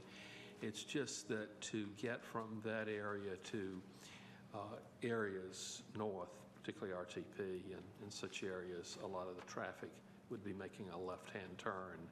And driving down High House, I've encountered that many times. Right. And it is a problem. It's a very difficult intersection just because it's the proximity it is to Carpenter Up Church Road and High House, that offsite intersection. There's just not going to be that ability to put another signal that close to that. So it is a very challenging intersection. During the public hearing, I also commented that the town at one point in time had a roadway plan that would extend the road and align it opposite Carpenter Up Church Road, but that plan has since been put on hold. There's no funding now for that project, but it was envisioned at one time that would be aligned. We do have construction drawings ready for it, but we just don't have any funding available to do that project. That involves going over the railroad and a whole host of things. Yeah, it'll be a bridge and yeah, it'd be very, very, very difficult. Taking out an apartment building, I believe. But that is something that could be done sometime in the future. Certainly, I think as funding, whether it be the town or NCDOT, becomes a priority, then it'll get programmed accordingly. But for now, it probably won't be done. Probably right now, no. I don't think there's, this particular development would have the wherewithal to do a multi-million-dollar project like that. Okay, thank you. That's all I have. Other questions? Yeah, I do. Mr. Miller. Mr. Nichols, you indicated that the public hearing comments noted that the historic house on the property was not in good condition, but the staff report indicates that the town of Cary's Historic Resources Survey that was just recently completed said that the house and the 3 remaining outbuildings were in good condition. I believe the survey looked more towards the exterior of the structures, not the interior. It was the applicant at the hearing who gave us the information about the interior condition of the house. And they're here tonight. If you'd like, they could probably answer in more detail. You want to ask more detail? Yeah, we'll listen, if it's okay with the board. Hi, I'm Virginia Wilkinson, and I'm one of the owners of the property with my 3 brothers. No one has lived in that home since 2005. My mother was elderly, went to a nursing home, and passed away. 8 years, I believe it was about 8 to 10 years ago, the property was invaded with termites. We were unable to treat it because there's an old hand-dug well underneath the porch. And the termite company said it could possibly contaminate the well water, even though that well's not used. The home, I've not been under it. I'm not going under it. The floor, when you walk inside, there are a lot of areas that it's settled, it's given away, doors won't close, there are big cracks in walls, and there's obviously evidence in some of the rooms of termite damage. So we believe that the house is not salvageable. When you look at it from the outside, my mother put vinyl siding on it, I think in the 80s, early 80s, after my father passed away. So it looks okay from the street outside, but inside it's not. Thank you. Okay? Thank you. Other questions? No questions? Do we have a motion? I'll make a motion that we forward 12 REZ 13 Collins Grove to Town Council with a recommendation for approval as it is consistent with the comprehensive plan and all other applicable plans and is reasonable and in the public interest for the reasons set forth in the staff report and presentation. Do we have a second? Second. Who did that? Who spoke first? Phil, your turn. Sure, second. Thank you. Discussion. I'd just like to clarify whether that was with the staff's recommendation on the buffer or... Oh, actually it is. Thank you very much. It's with the staff's recommendation. We need an amendment to the resolution to have the staff recommendation be included.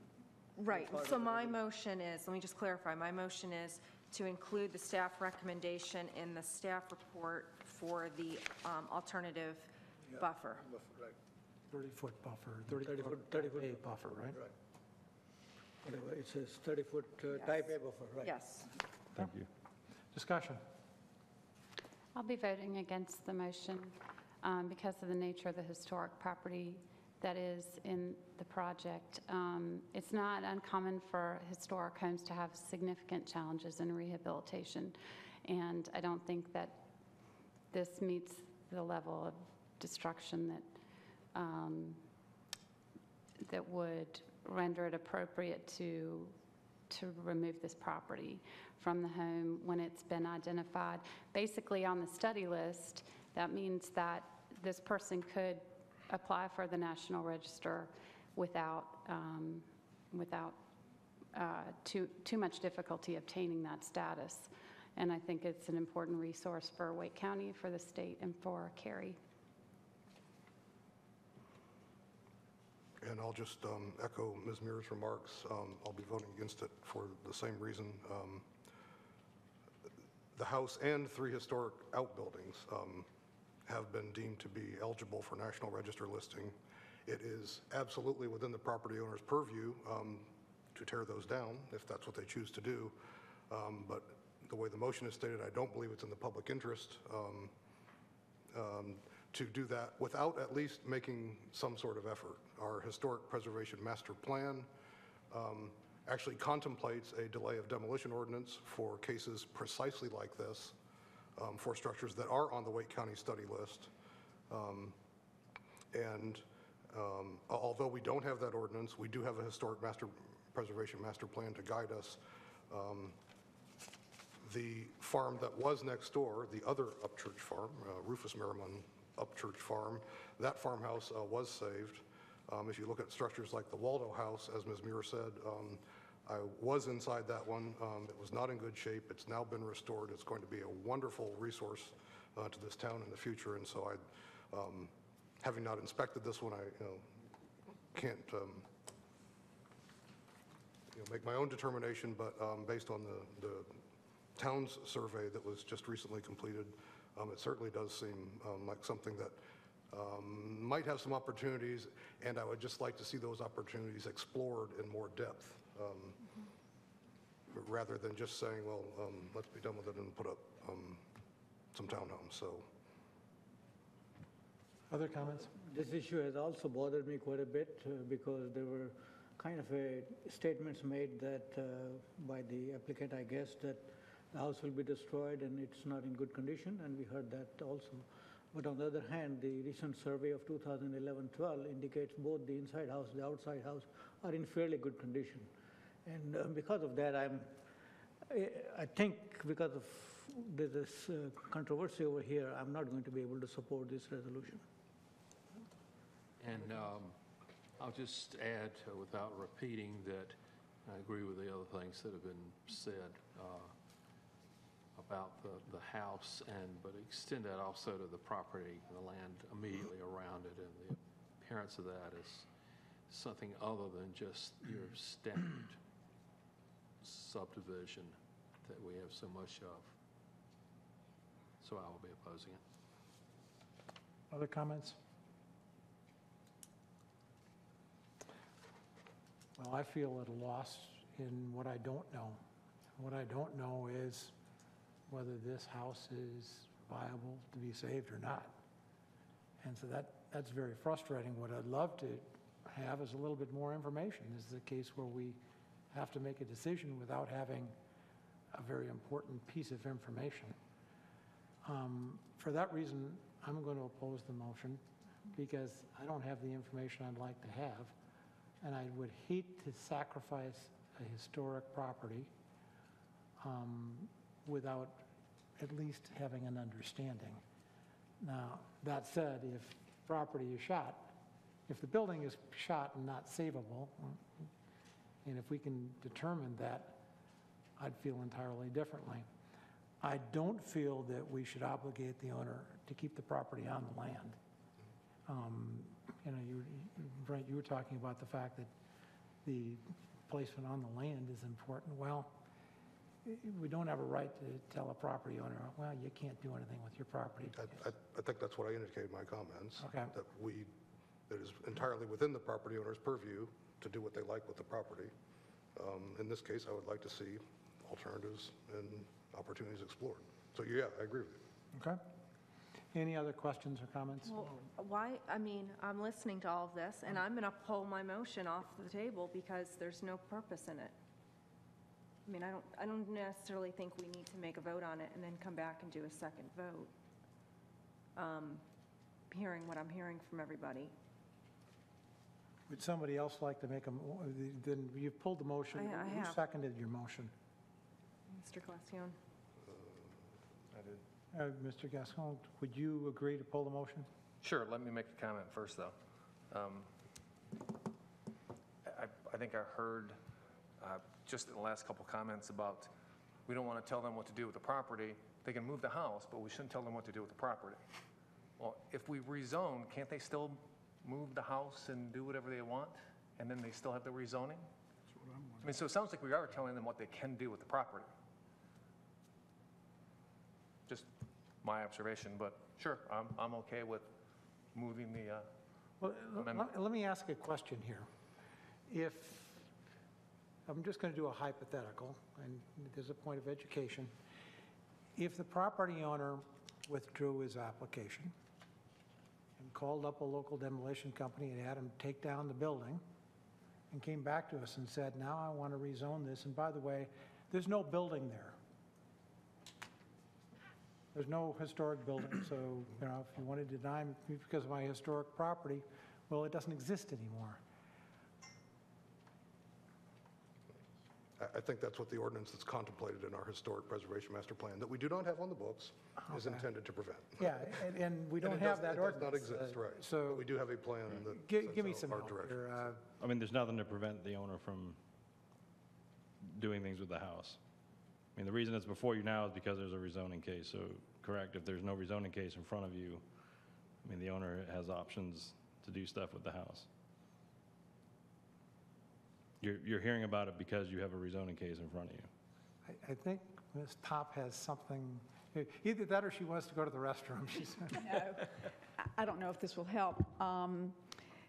You know, throughout the process and in working with staff and Anna in terms of the importance of the house, there's no question that we understand and heard, you know, staff talk about the placement of the house.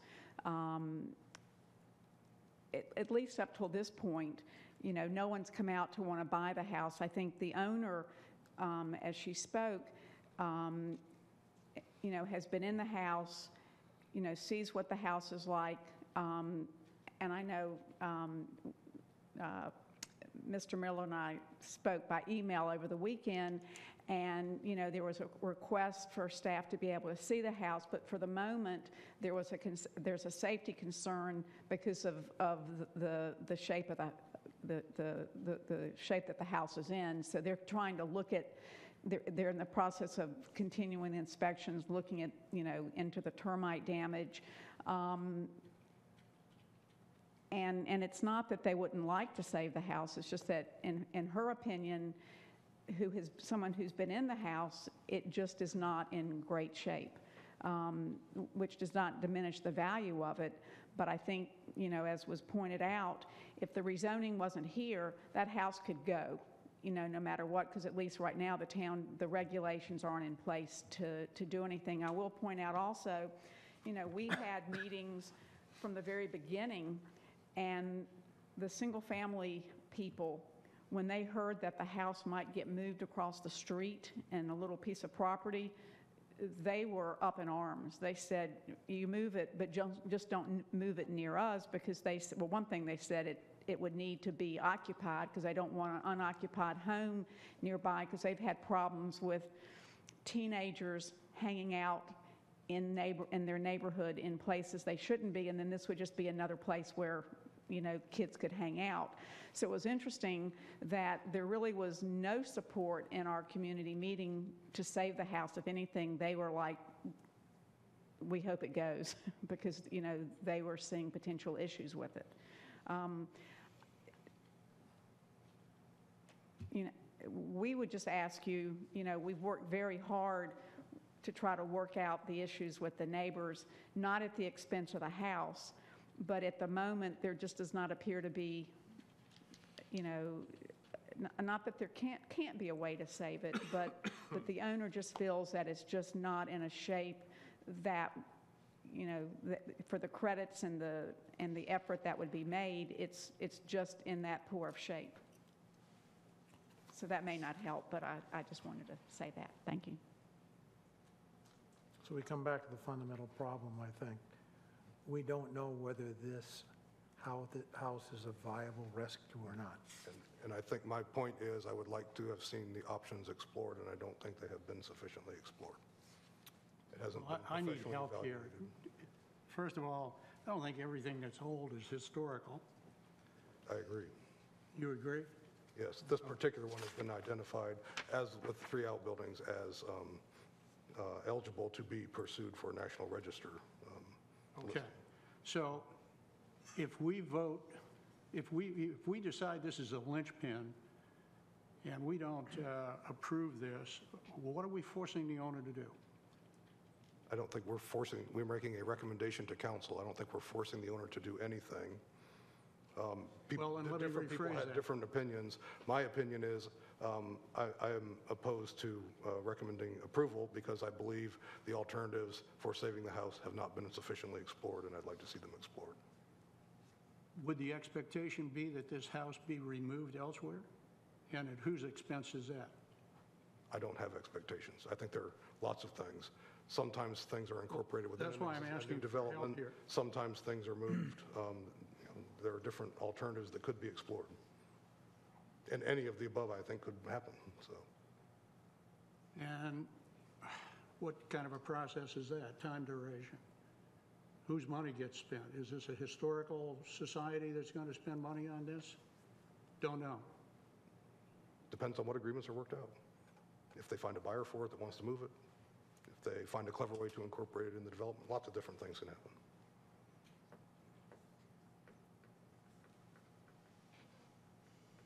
In my mind, we're being asked to approve the destruction of the house. We're not being asked what course they should take should they not have that permission. Right. So they could place it for sale. They could rehabilitate it themselves. They could move it. They could bulldoze it and come back. You know, hopefully that wouldn't happen. But the question before me today is, can I approve something that will lead to the destruction of this house? 100% chance of destruction. And to that, I have to say no. Certainly it could be destroyed other ways. But this is a known a known removal of the house. Can we ask for a condition to be set on the approval? And I'm just looking at it in the faith of, if we're all trying to work together and we're all trying to move things ahead and try to, worry about historical preservation, is there a condition that we can place to help the applicant kind of move forward here, but kind of investigate things in the process? They can offer a condition, we cannot request. They would have to offer the condition, correct? Guess that would be the question of the applicant. I think you'd have to make sure that the condition relates to the criteria that are listed in the staff report as well for approving a rezoning as well, so.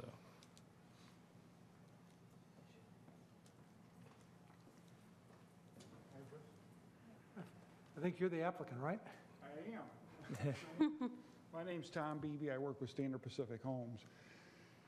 We've talked about this house a lot. I'm not sure what that condition would be that you're asking for.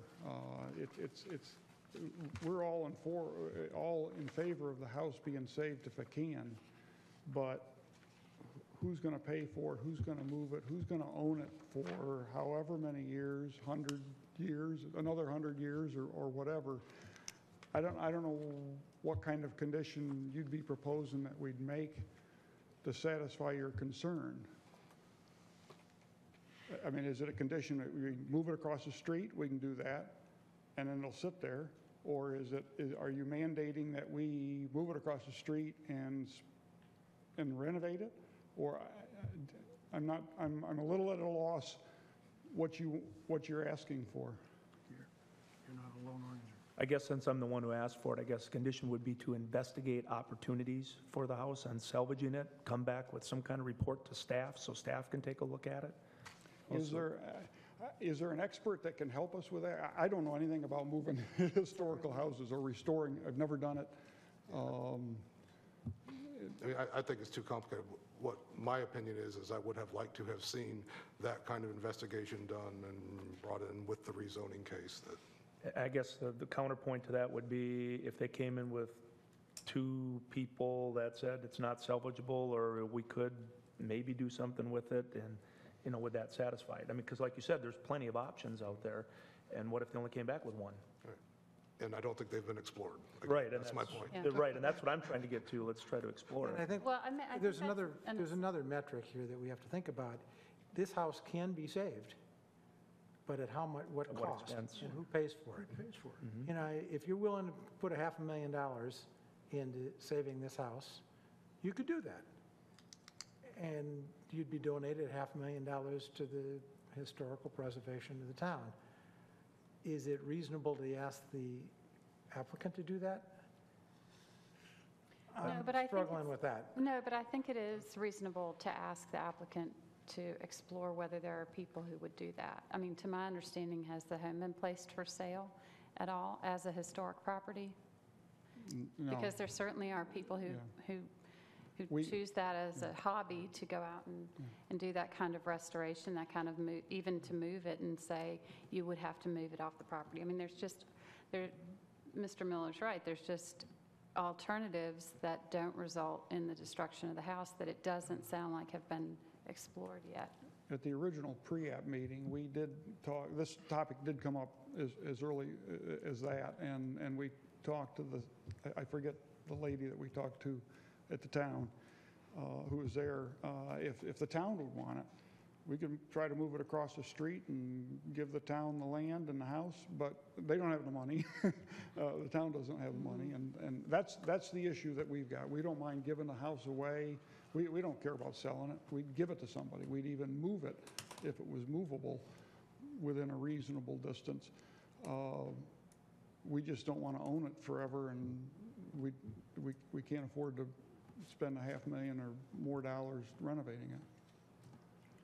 They sound like some pretty attractive deals to somebody. Well, this bothers me because we're invoking a process that I don't know that's out there in any defined way in terms of zoning ordinance, land use, et cetera. It's nice to say we're concerned about a historical property if it really is a historical property, or it may just be an old termite-infested house that the owner would like to see go away and move on to something else.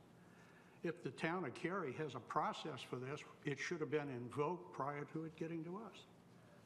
If the town isn't going to do anything about it and they don't have the money, we don't have some money to build some roads we ought to build, then we're throwing something out there with an awful lot of ifs.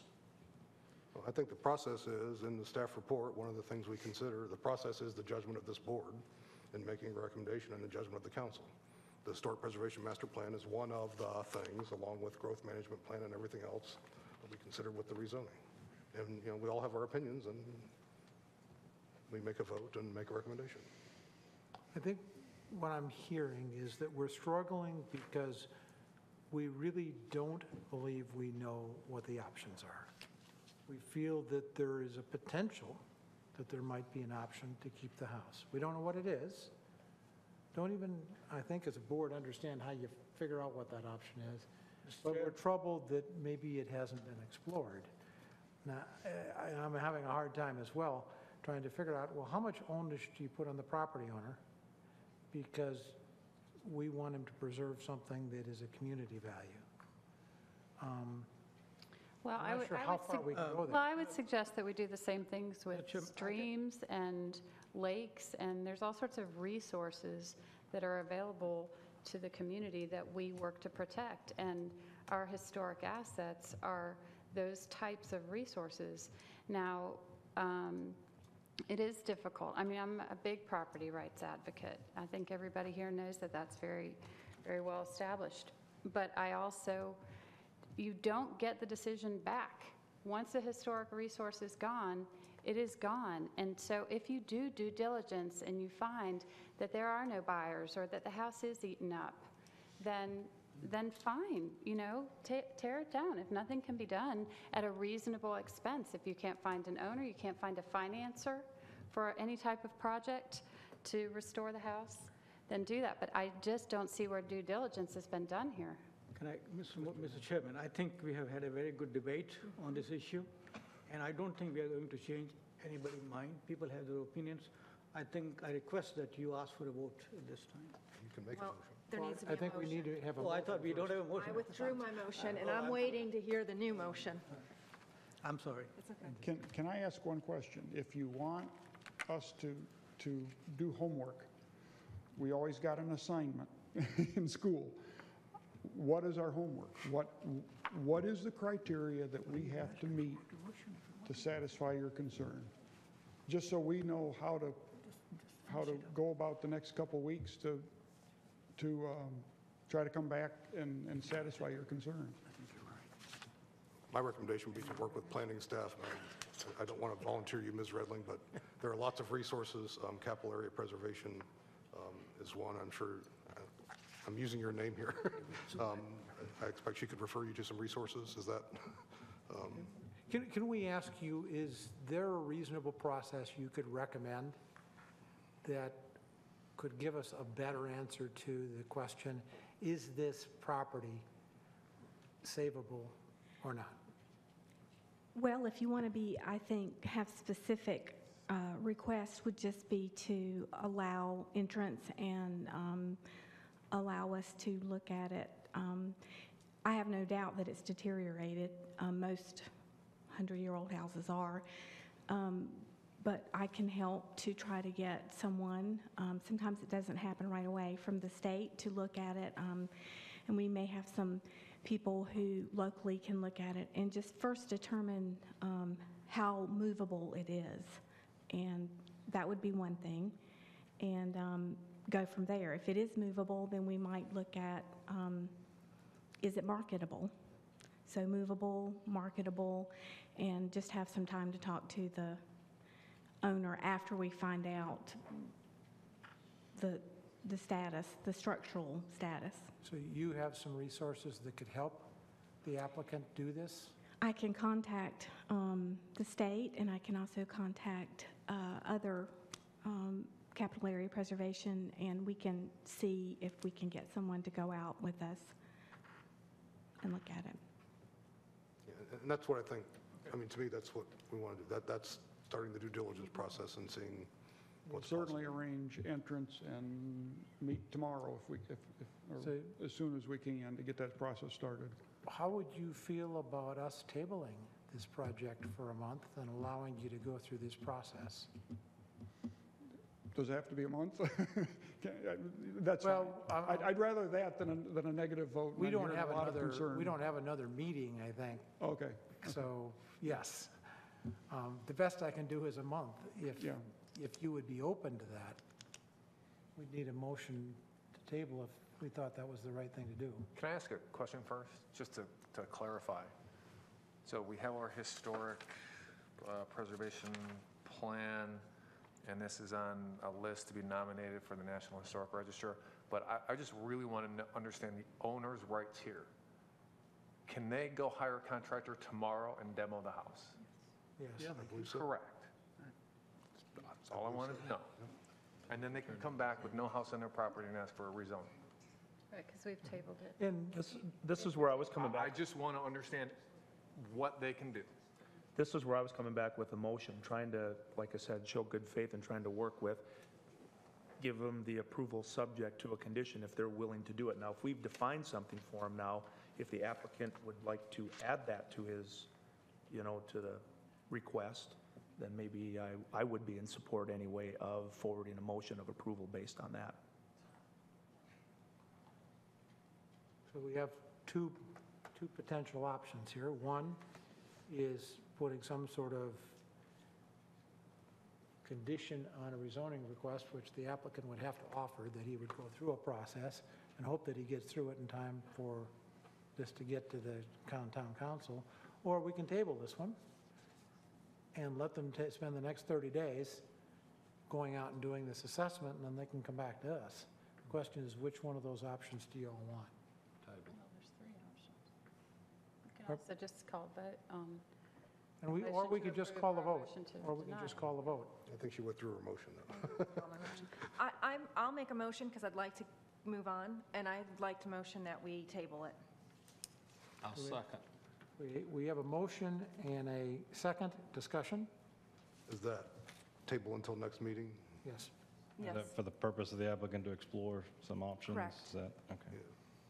And if they come up with a decision to destroy the house, everybody's comfortable with that? Yeah, I think what we're doing is getting information. We're going to get some, I think what I heard was we'll have some professionals look at it, assess the movability, assess the marketability. Well, I know, but as I'm saying. They might come back with any.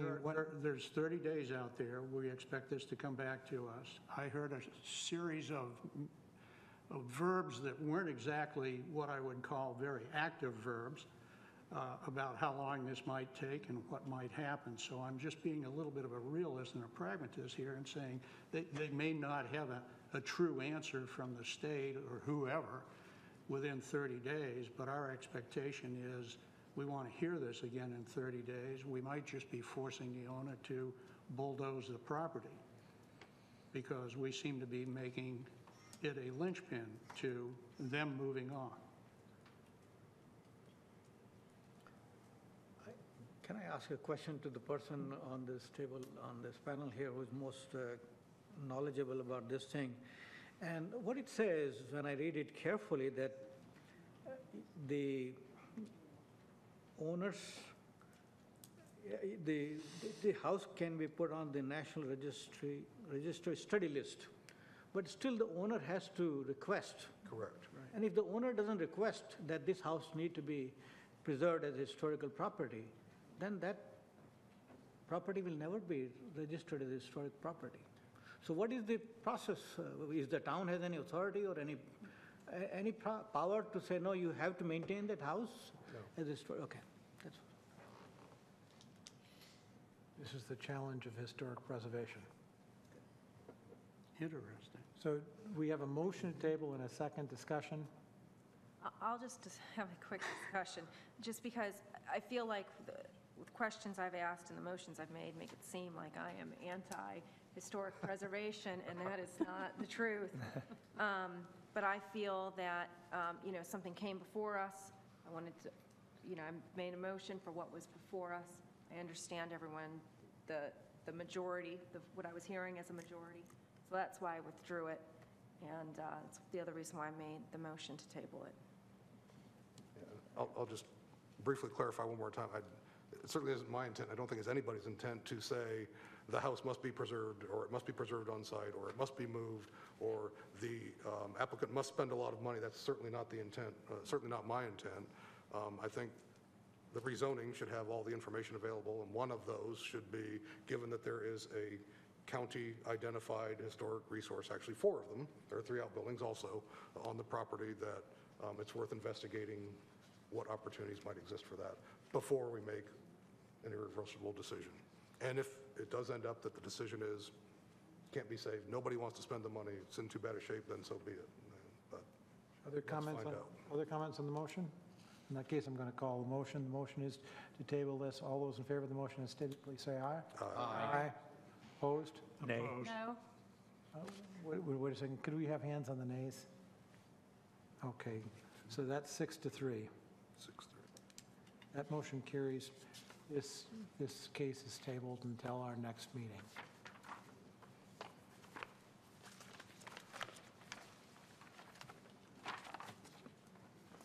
And I believe we have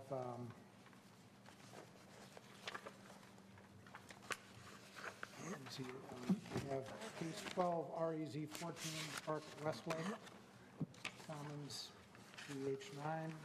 Mr. Nicholas. Thank you. This item is a request to apply initial zoning to about 2.8 acres in the Park at Westlake subdivision. Rezoning is associated with a citizen-initiated annexation petition. This is an aerial view showing the location of the property included in the request.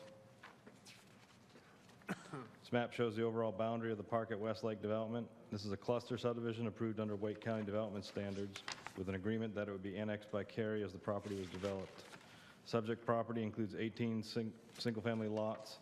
Portion of the map shaded in orange has already been annexed and zoned. The current zoning of the subject property is Wake County Residential 30. Proposed Town of Cary zoning district is transitional residential. This is the district that most closely corresponds with the existing land use and lot sizes. Cary land use plan designation for the area is very low density residential, about 1 unit per acre, or low density residential cluster, which is about 1 to 3 units per acre. Park at Westlake is a low density cluster development with an overall density of about 1.5 units per acre. According to Cary's GIS maps, there are no stream buffers or regulated floodplains on the subject lots. Slide shows proposed greenway within the overall development. The property owner is currently working with staff to dedicate a 30-foot greenway easement through this open space. Local residential streets provide access from the subject lots to Westlake Road, which is classified as a major thoroughfare on the town's comprehensive transportation plan. There are no existing or proposed transit routes in the vicinity of the property. There are no speakers at the public hearing, and no issues or concerns have been raised regarding the proposed rezoning. The action requested tonight is to forward a recommendation to the town council. This concludes the presentation. Questions? I was a little confused. I have just a question for clarification purposes. There are 18 lots, I guess, or some number, right, in this property? Correct. Now, so the land use plan, you said it will be an LDR, and that refers to residential development in a clustered manner that preserves rural and forest land. A significant portion of the tract will remain undeveloped, preserving natural and so forth. My question is, how many units will be built in here? Or how many units are being, how many dwellings, what is the density going to be? The overall density of the Park at Westlake is about 1.5 units per acre. This is just a small portion of that. All right, and that will remain there? Correct. All right, thank you. Is this the last chunk? I know we've seen these. There'll probably be one more coming. I don't want to say definitely one, but there's just, as you saw on the map, I'll show you real quick.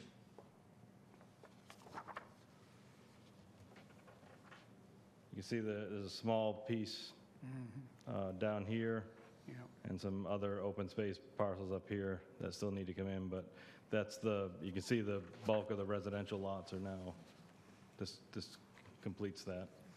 Well, the good news is we've seen these before a number of times now. Kind of a no-brainer. We should have a long discussion about it. Again? I'll make a motion. No, kidding. Do that, or we can make a motion. Just kidding. I move that the board forward case number 12 REZ 14 Park at Westlake Commons PH 9 to Town Council with a recommendation for approval as it is consistent with the comprehensive plan and other applicable plans and is reasonable and in the public interest for the reasons set forth in the staff report and presentation. Second. We have a motion and a second discussion. Hearing no discussion, I'm going to call the vote. All those in favor of the motion as stated, please say aye. Aye. Aye. Opposed? That motion carries 9-0. And moving on, I believe we have the LDO amendment round 23, items B and H3.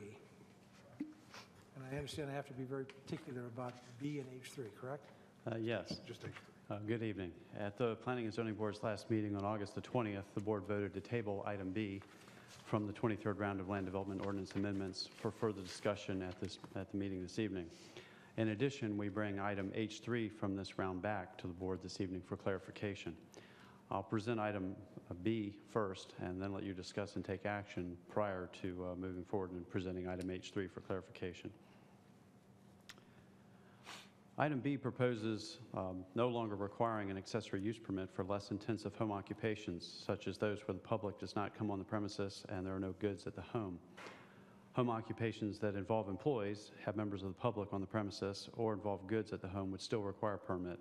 Also, the amendment proposed that the maximum amount of floor area that could be used for the home occupation, where a permit is still necessary, would be reduced from 20% to 10% of the residents to ensure the continued applicability of residential building code rather than triggering commercial building code requirements. At the board's meeting on August the 20th, a board member expressed concerns regarding the applicability of a 10% limit to uses such as photo studios and music lessons. There were also questions regarding the applicability of the proposed amendment to home daycares. To briefly elaborate on the commercial building code requirements, these would kick in if the public is invited on the premises and the home occupation exceeds 10% of the floor area of the residence. Examples of such commercial building code requirements include sprinklers, the provision of a handicap parking space, handicap accessibility from parking to the home, as well as handicap accessible restroom. Our experiences and observations indicate that in instances where home occupations trigger such requirements, the homeowner chooses to reduce the scope and scale of the home occupation as the required improvements are cost prohibitive. Also, from a neighborhood and community perspective, these improvements can negatively affect the residential appearance of the home. Understanding the concern raised by one of the board members at the August 20th meeting, though, I thought it'd be helpful to run through a quick hypothetical scenario. In this case, suppose you want to have an accessory use permit to teach music lessons at your home, but your home is only 1,200 square feet, which I think was the concern, that with smaller homes, the 10% limit might be overly restrictive.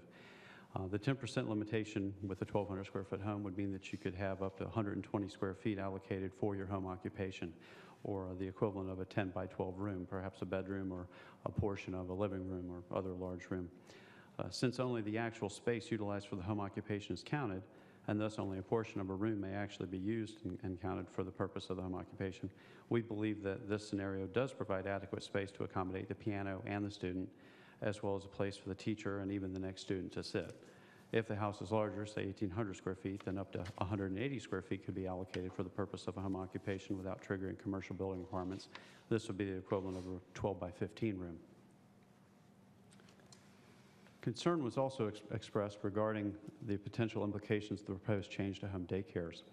Home daycares are actually addressed separately in the land development ordinance and are subject to different standards. This use is also different because it's subject to state licensing requirements. Based on this inquiry, however, we have taken this opportunity to clean up a section reference for this use in the permitted use table so as to prevent future confusion. So at this time, we have added a second option for your consideration based on the point that was raised. This option would maintain the current limit of 20% of the floor area of a residence for home occupation, provided that the property owner will have to acknowledge as part of the accessory use permit application process that commercial building code requirements would apply if a home occupation exceeds 10% of the residence. Our original proposal, which we're calling option 1 at this point, would continue to include a 10% limit, with the existing maximum of 500 square feet. That's something that's in the ordinance now that we're not proposing to change. And that 10% would apply again to all home occupations that require a permit, which would be those that involve people coming on the premises, involve an employee coming to the home, or involve goods being delivered to or produced at the home. Oops, sorry. So at this point, our recommendation, although the staff appreciates the Planning and Zoning Board's interest in preserving opportunities for homeowners, our experiences and observations do indicate that commercial building code requirements are cost prohibitive. Accordingly, to keep things simple and hopefully less confusing for homeowners, we continue to represent the 10% limit included in option 1. I'll be glad to answer any questions that you may have regarding this item at this time. Questions?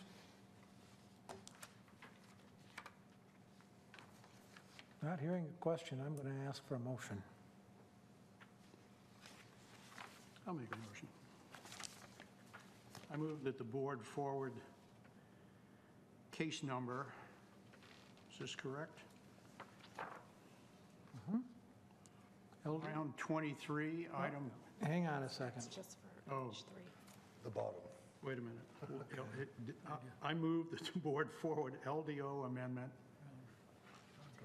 right? Yep, round 23. Round 23, item B, to the town council with a recommendation for approval as it is consistent with the comprehensive plan and all other applicable plans, and is reasonable and in the public interest for reasons set forth in the staff report and presentation. And is that option 1 or option 2? The proposal is for option 1. Yeah. Okay. I'll second that. Discussion? Hearing no discussion, I'm going to call the vote. All those in favor of the motion as stated, please say aye. Aye. Aye. Opposed?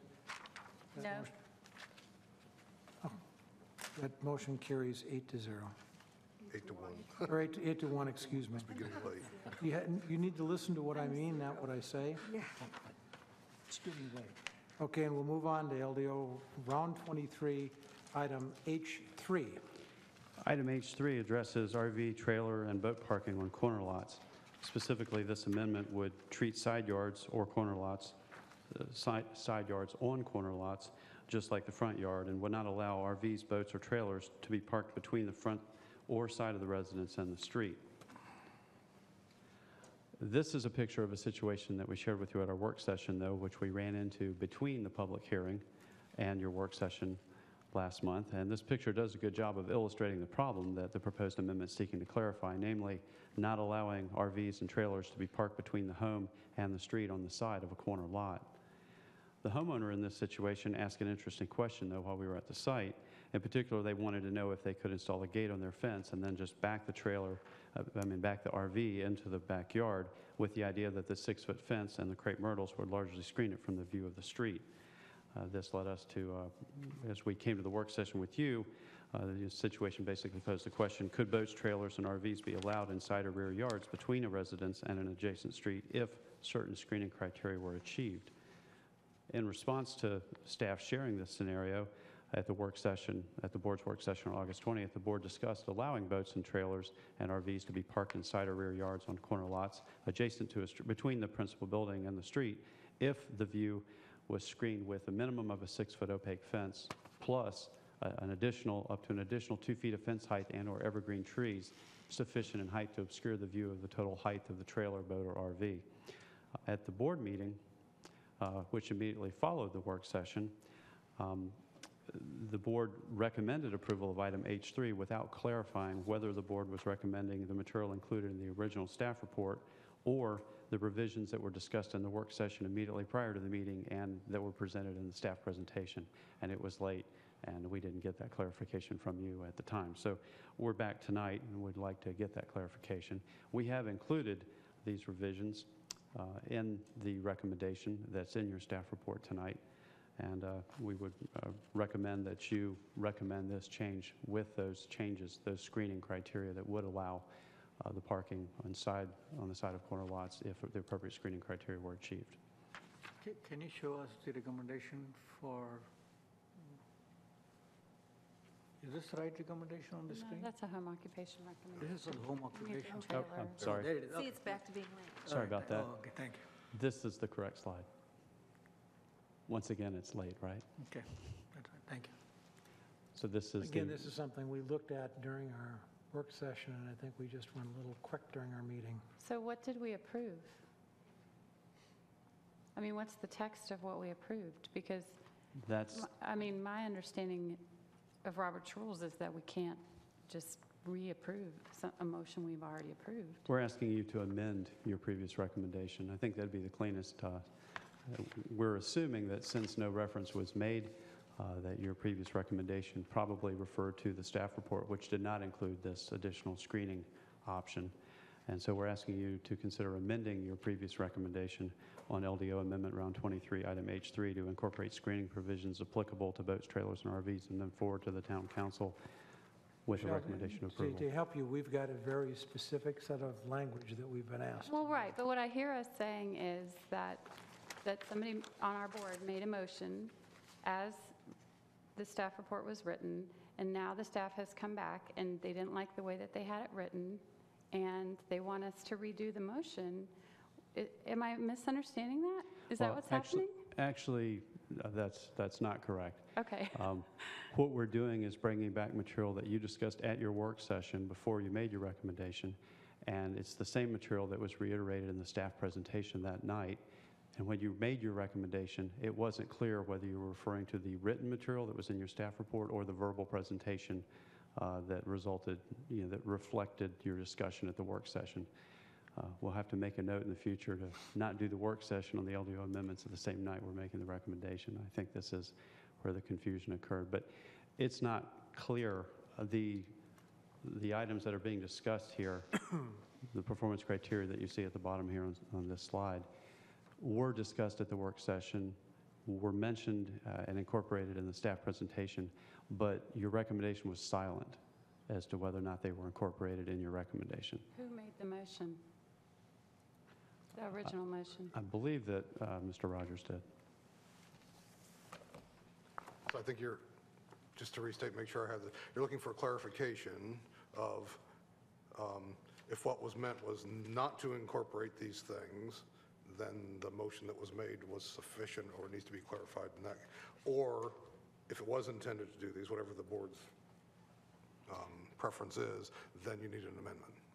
Right. We'd like you to confirm, we'd like you to Validation clarify of and the- confirm what your preference was. I would like to table this until next month so we can review the tape of the actual meeting and catch up on what was actually going on and what the intent of that motion was. Because I'm not comfortable with just amending a previous motion that we've made, because as the motion, I mean, from the motion, you have enough information to go forward and implement the ordinance or send it to council, right? From the original motion, because this wasn't in there. We do. And the conservative interpretation would be that because no mention was made of what was discussed at your work session and no mention was made of what was presented in the staff presentation, that the motion simply was referring to the written staff report that you had before you that night, and we can proceed accordingly if you would like us to. We're here tonight to confirm whether that's what you wanted us to do, or if you meant to include this additional information that you discussed and seem to have some consensus regarding. We're looking for clarification. Was it this or was it this? I think the question at hand really is, did we want to approve the item H3, round 23, with the provision for a 6-foot fence plus 2 foot of additional screening, which is what we discussed during our work session? Is that what we meant to approve? If so, we can clarify that tonight. If we don't remember that, then we can probably ask to have another month. I think staff would request that you not table it because we're trying to get all our LDO amendments on the same schedule. So I don't want to speak for Rob, but I think it'd be preferable either for you to clarify or just not make any motions at all. And in that case, we'd take it to council with the original language without the 6-foot fence and 2-foot evergreen trees. Mr. Chairman, I think if I remember correctly, this is exactly what we agreed upon during our work session, and maybe when there was a resolution to the same effect. So basically, they are revalidating the same resolution that we approved. Well, And you're I only, think you're what only we doing mentioned- that if the original maker of the motion had that intent, and that's why I was asking who. Because I know that that was not my intent, my intent would not have been to include this. And so if I'm the maker of the motion, then that wasn't my original intent, and the motion passed, and I'd like it to, then I think it should go to council as it was, because we had that opportunity that night, and that's why, in terms of rules of order, I don't know why we're taking this back up. I think we can go ahead and make the motion as you displayed on the slide a minute ago. And then if that motion fails, it's clear that, that's not what we want. If the motion passes, it's clear that it is what we want. And because this would be amending something that happened in a previous meeting, it's not really amending a motion. It sort of stands alone. And if someone... It is reversing a previous decision made by the board, so. If someone wants to make a motion, I'm going to ask you that you read it off of this piece so we don't have to redo it Yeah, again. I think to keep it simple, I would suggest one of two options. One, you amend using the language that's been suggested, or two, you take no action and you move on, which would tell us to work with the previous recommendation that we're going to conservatively assume was based on the staff report. And either option is fine. The staff came back not because we have a preference, but because we want to make sure that we correctly reflected what you meant. So council would, when you present it to council, though, you'll say, we presented planning and zoning with 2 options or with additional verbiage, and we felt that this should go in, and they didn't include it. I mean, they'll have that information is what I'm saying, right? Yes, we'll present, and we'll probably line up. There's a very good chance we'll line up with whatever your recommendation is. So, and that's why we wanted to get that clarification as to did you indeed intend to follow, the option that was discussed at your work session, and that just didn't get incorporated in your motion, or although you discussed it, ultimately you didn't feel like that was the best choice, and you wanted to go with the simpler version that was in the written staff report that night. So. Well, we have a clear path to test this. We can, if someone wants to, make a motion. I would like to take make a the second. motion, and you have something in writing that is the appropriate motion. And then if that fails, it's clear how we want. If it passes, it's also clear.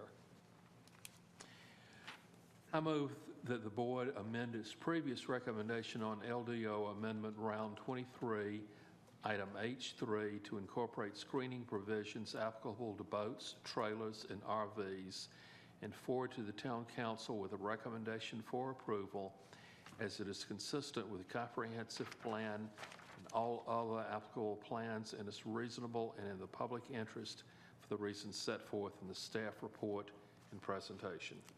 I will second that. Mr. Rogers, second. Mr. Shaw makes a motion. Mr. Rogers seconds. Do we have discussion? Just to clarify, in the staff report on the last page, the double underlined criteria, am I correct? And those are the screening requirements that are in this motion on the table right now? Yes, that is correct. Okay. I will be voting for this because in work session, this is what I recall favoring, what's here. So if this wasn't in the last motion, to me, that was an oversight on my part. I recall this discussion, and this is what I recall being in favor of. So I will support the motion, or I will be voting in favor of it. Other discussion? I'll say I'll support it based on the example that was provided in tonight's presentation, which is this is a real-world example that solves, apparently, makes things easier for someone, some homeowner somewhere with an RV. Other discussion? In that case, I'm going to call the vote. All those in favor of the motion as stated, please say aye. Aye. Aye. Opposed? That motion, I think, carried unanimously. And that brings us to the last item on our agenda, which is one we added. and this is an item of board creativity.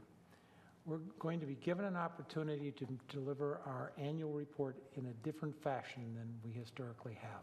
Historically, the chair will stand up in front of the town council and deliver a brief and, I understand, often quite boring summary of what it is we've done in the last year. I think the council and the staff have come up with an alternative approach which they think will be more interesting and perhaps fun, and that is they're leaving each board the freedom to report what they've done in the last year in any way they want. Shakespearean. Be that a Shakespeare, a play, a skit, a sample of a case, or we could keep them for 3 hours during that event and show them how we can stretch meetings out.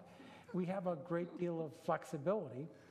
The complexity, and the reason I'm bringing it up right now is I'm not probably going to be here. I'm going to be flying back from China, and if I got perfect flights, I might actually arrive jet-lagged at the airport in time to be at that meeting, but I don't trust American Airlines. So we need two things here. We need one person to volunteer to be our leader in presenting, and then we need other, and by the way, with Miss Rudy is invited, so therefore she can't present. When does this occur again? This occurs on the 9th of October. Right, and the setting is basically all the boards and commissions. All the boards and commission, and you're going to get, it's not going to be a long thing. Staff, how long do we get for this thing, do you know? We get 5 minutes, so what we have to do. 5 minutes, that's right. We can't do anything in 5 minutes. We will take historic preservation and chickens, and that's We can't do anything in 5 minutes. So I'm looking for two things tonight. First of all, I'm looking for a volunteer to be a leader in my absence, Miss Rudy. Yeah, I mean, And the second thing I'm looking for is that's a question for legal. Is that something that I can do, considering my term officially ends on the 30th of September? I think it's fine. The purpose of this meeting is also to celebrate outgoing board members, so you are invited, and I think that'd be fine for you to report on the last year's activities for the board. That's Because you were here during that last year of activities. okay. So, I'll do it. So the good news is you aren't off the hook. No. Chicken on a leash, Julia. Chicken on a leash. Tether. And then the second thing, I'm not sure how we do this. Maybe we schedule a separate meeting of some sort or something. But I wouldn't want to have the creativity of those other boards outshine our genius of creativity. Because I know we have some pretty smart people. Because we have some really smart people. So I'm going to ask, what do you all want to do to ensure that we uphold our honor and our superior intellect? I say we contract it out. Can we hire it? Yeah. Well, I know somebody that has an experience in marketing.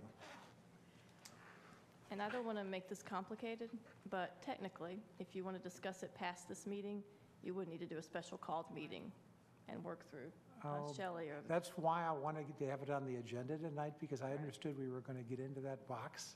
Yeah, technically, we would require that, so if you can't decide it tonight, then you would need to have a special called meeting to discuss that. Could we do things like people could submit ideas to Ms. Rudy, and she could use them or not in developing her report individually? Create a subcommittee. Well, if we did that, they'd have to advertise. Oh, as never well. mind, no, Can no.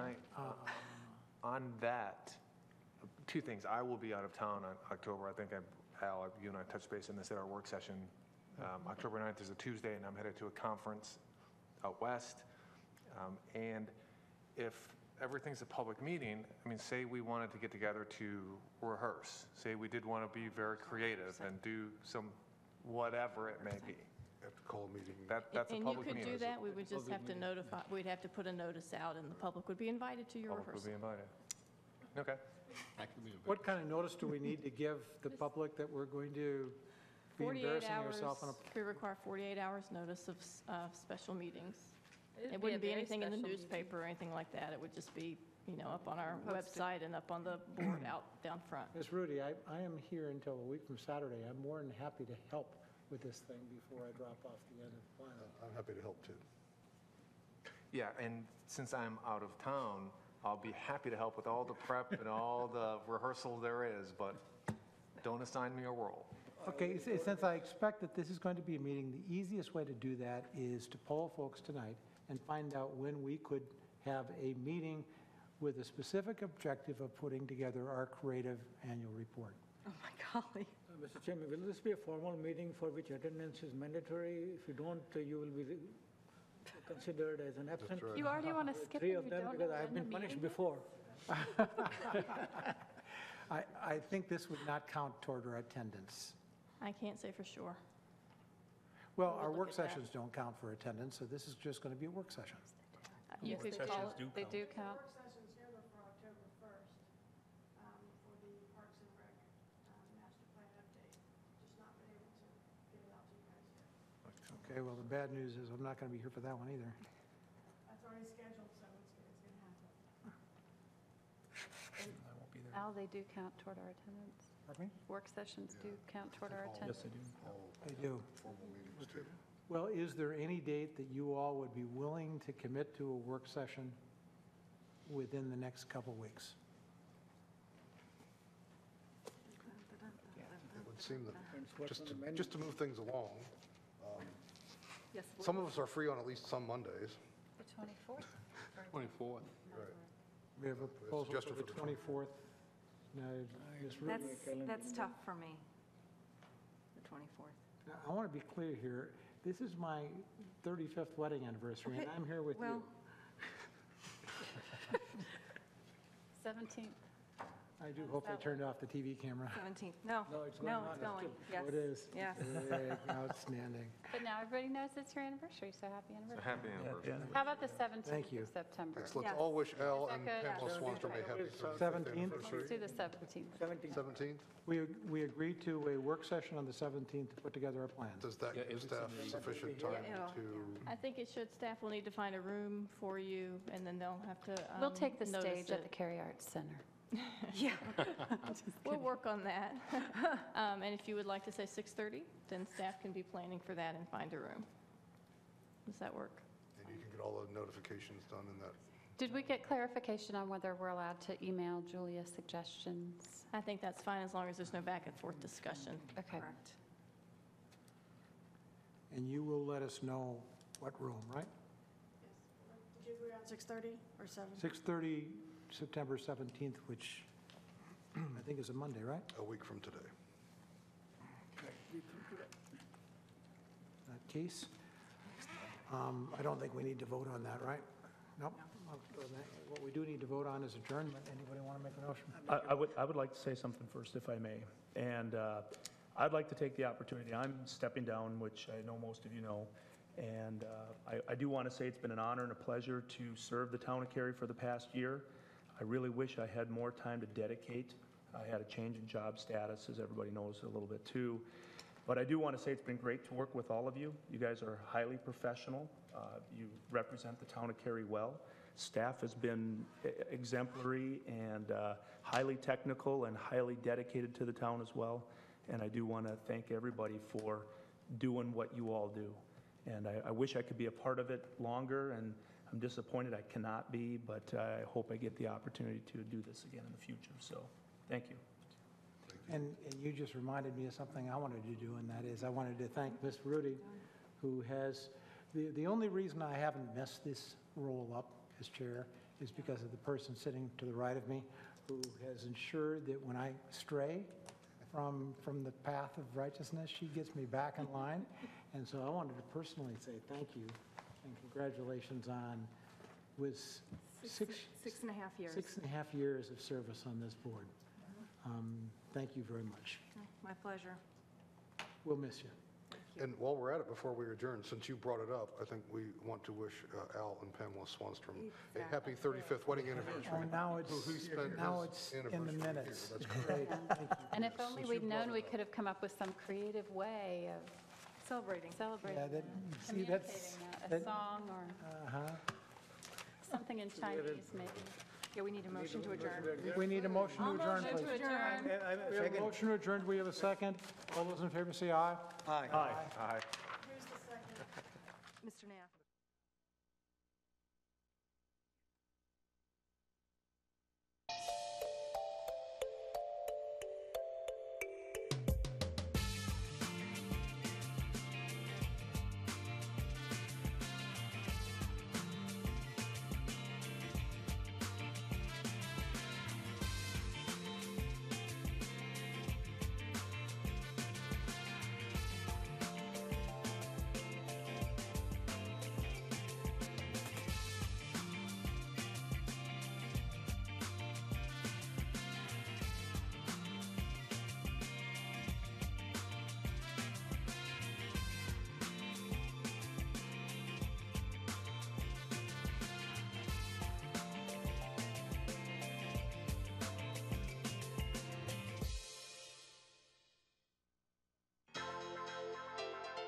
This has been a production of Cary TV.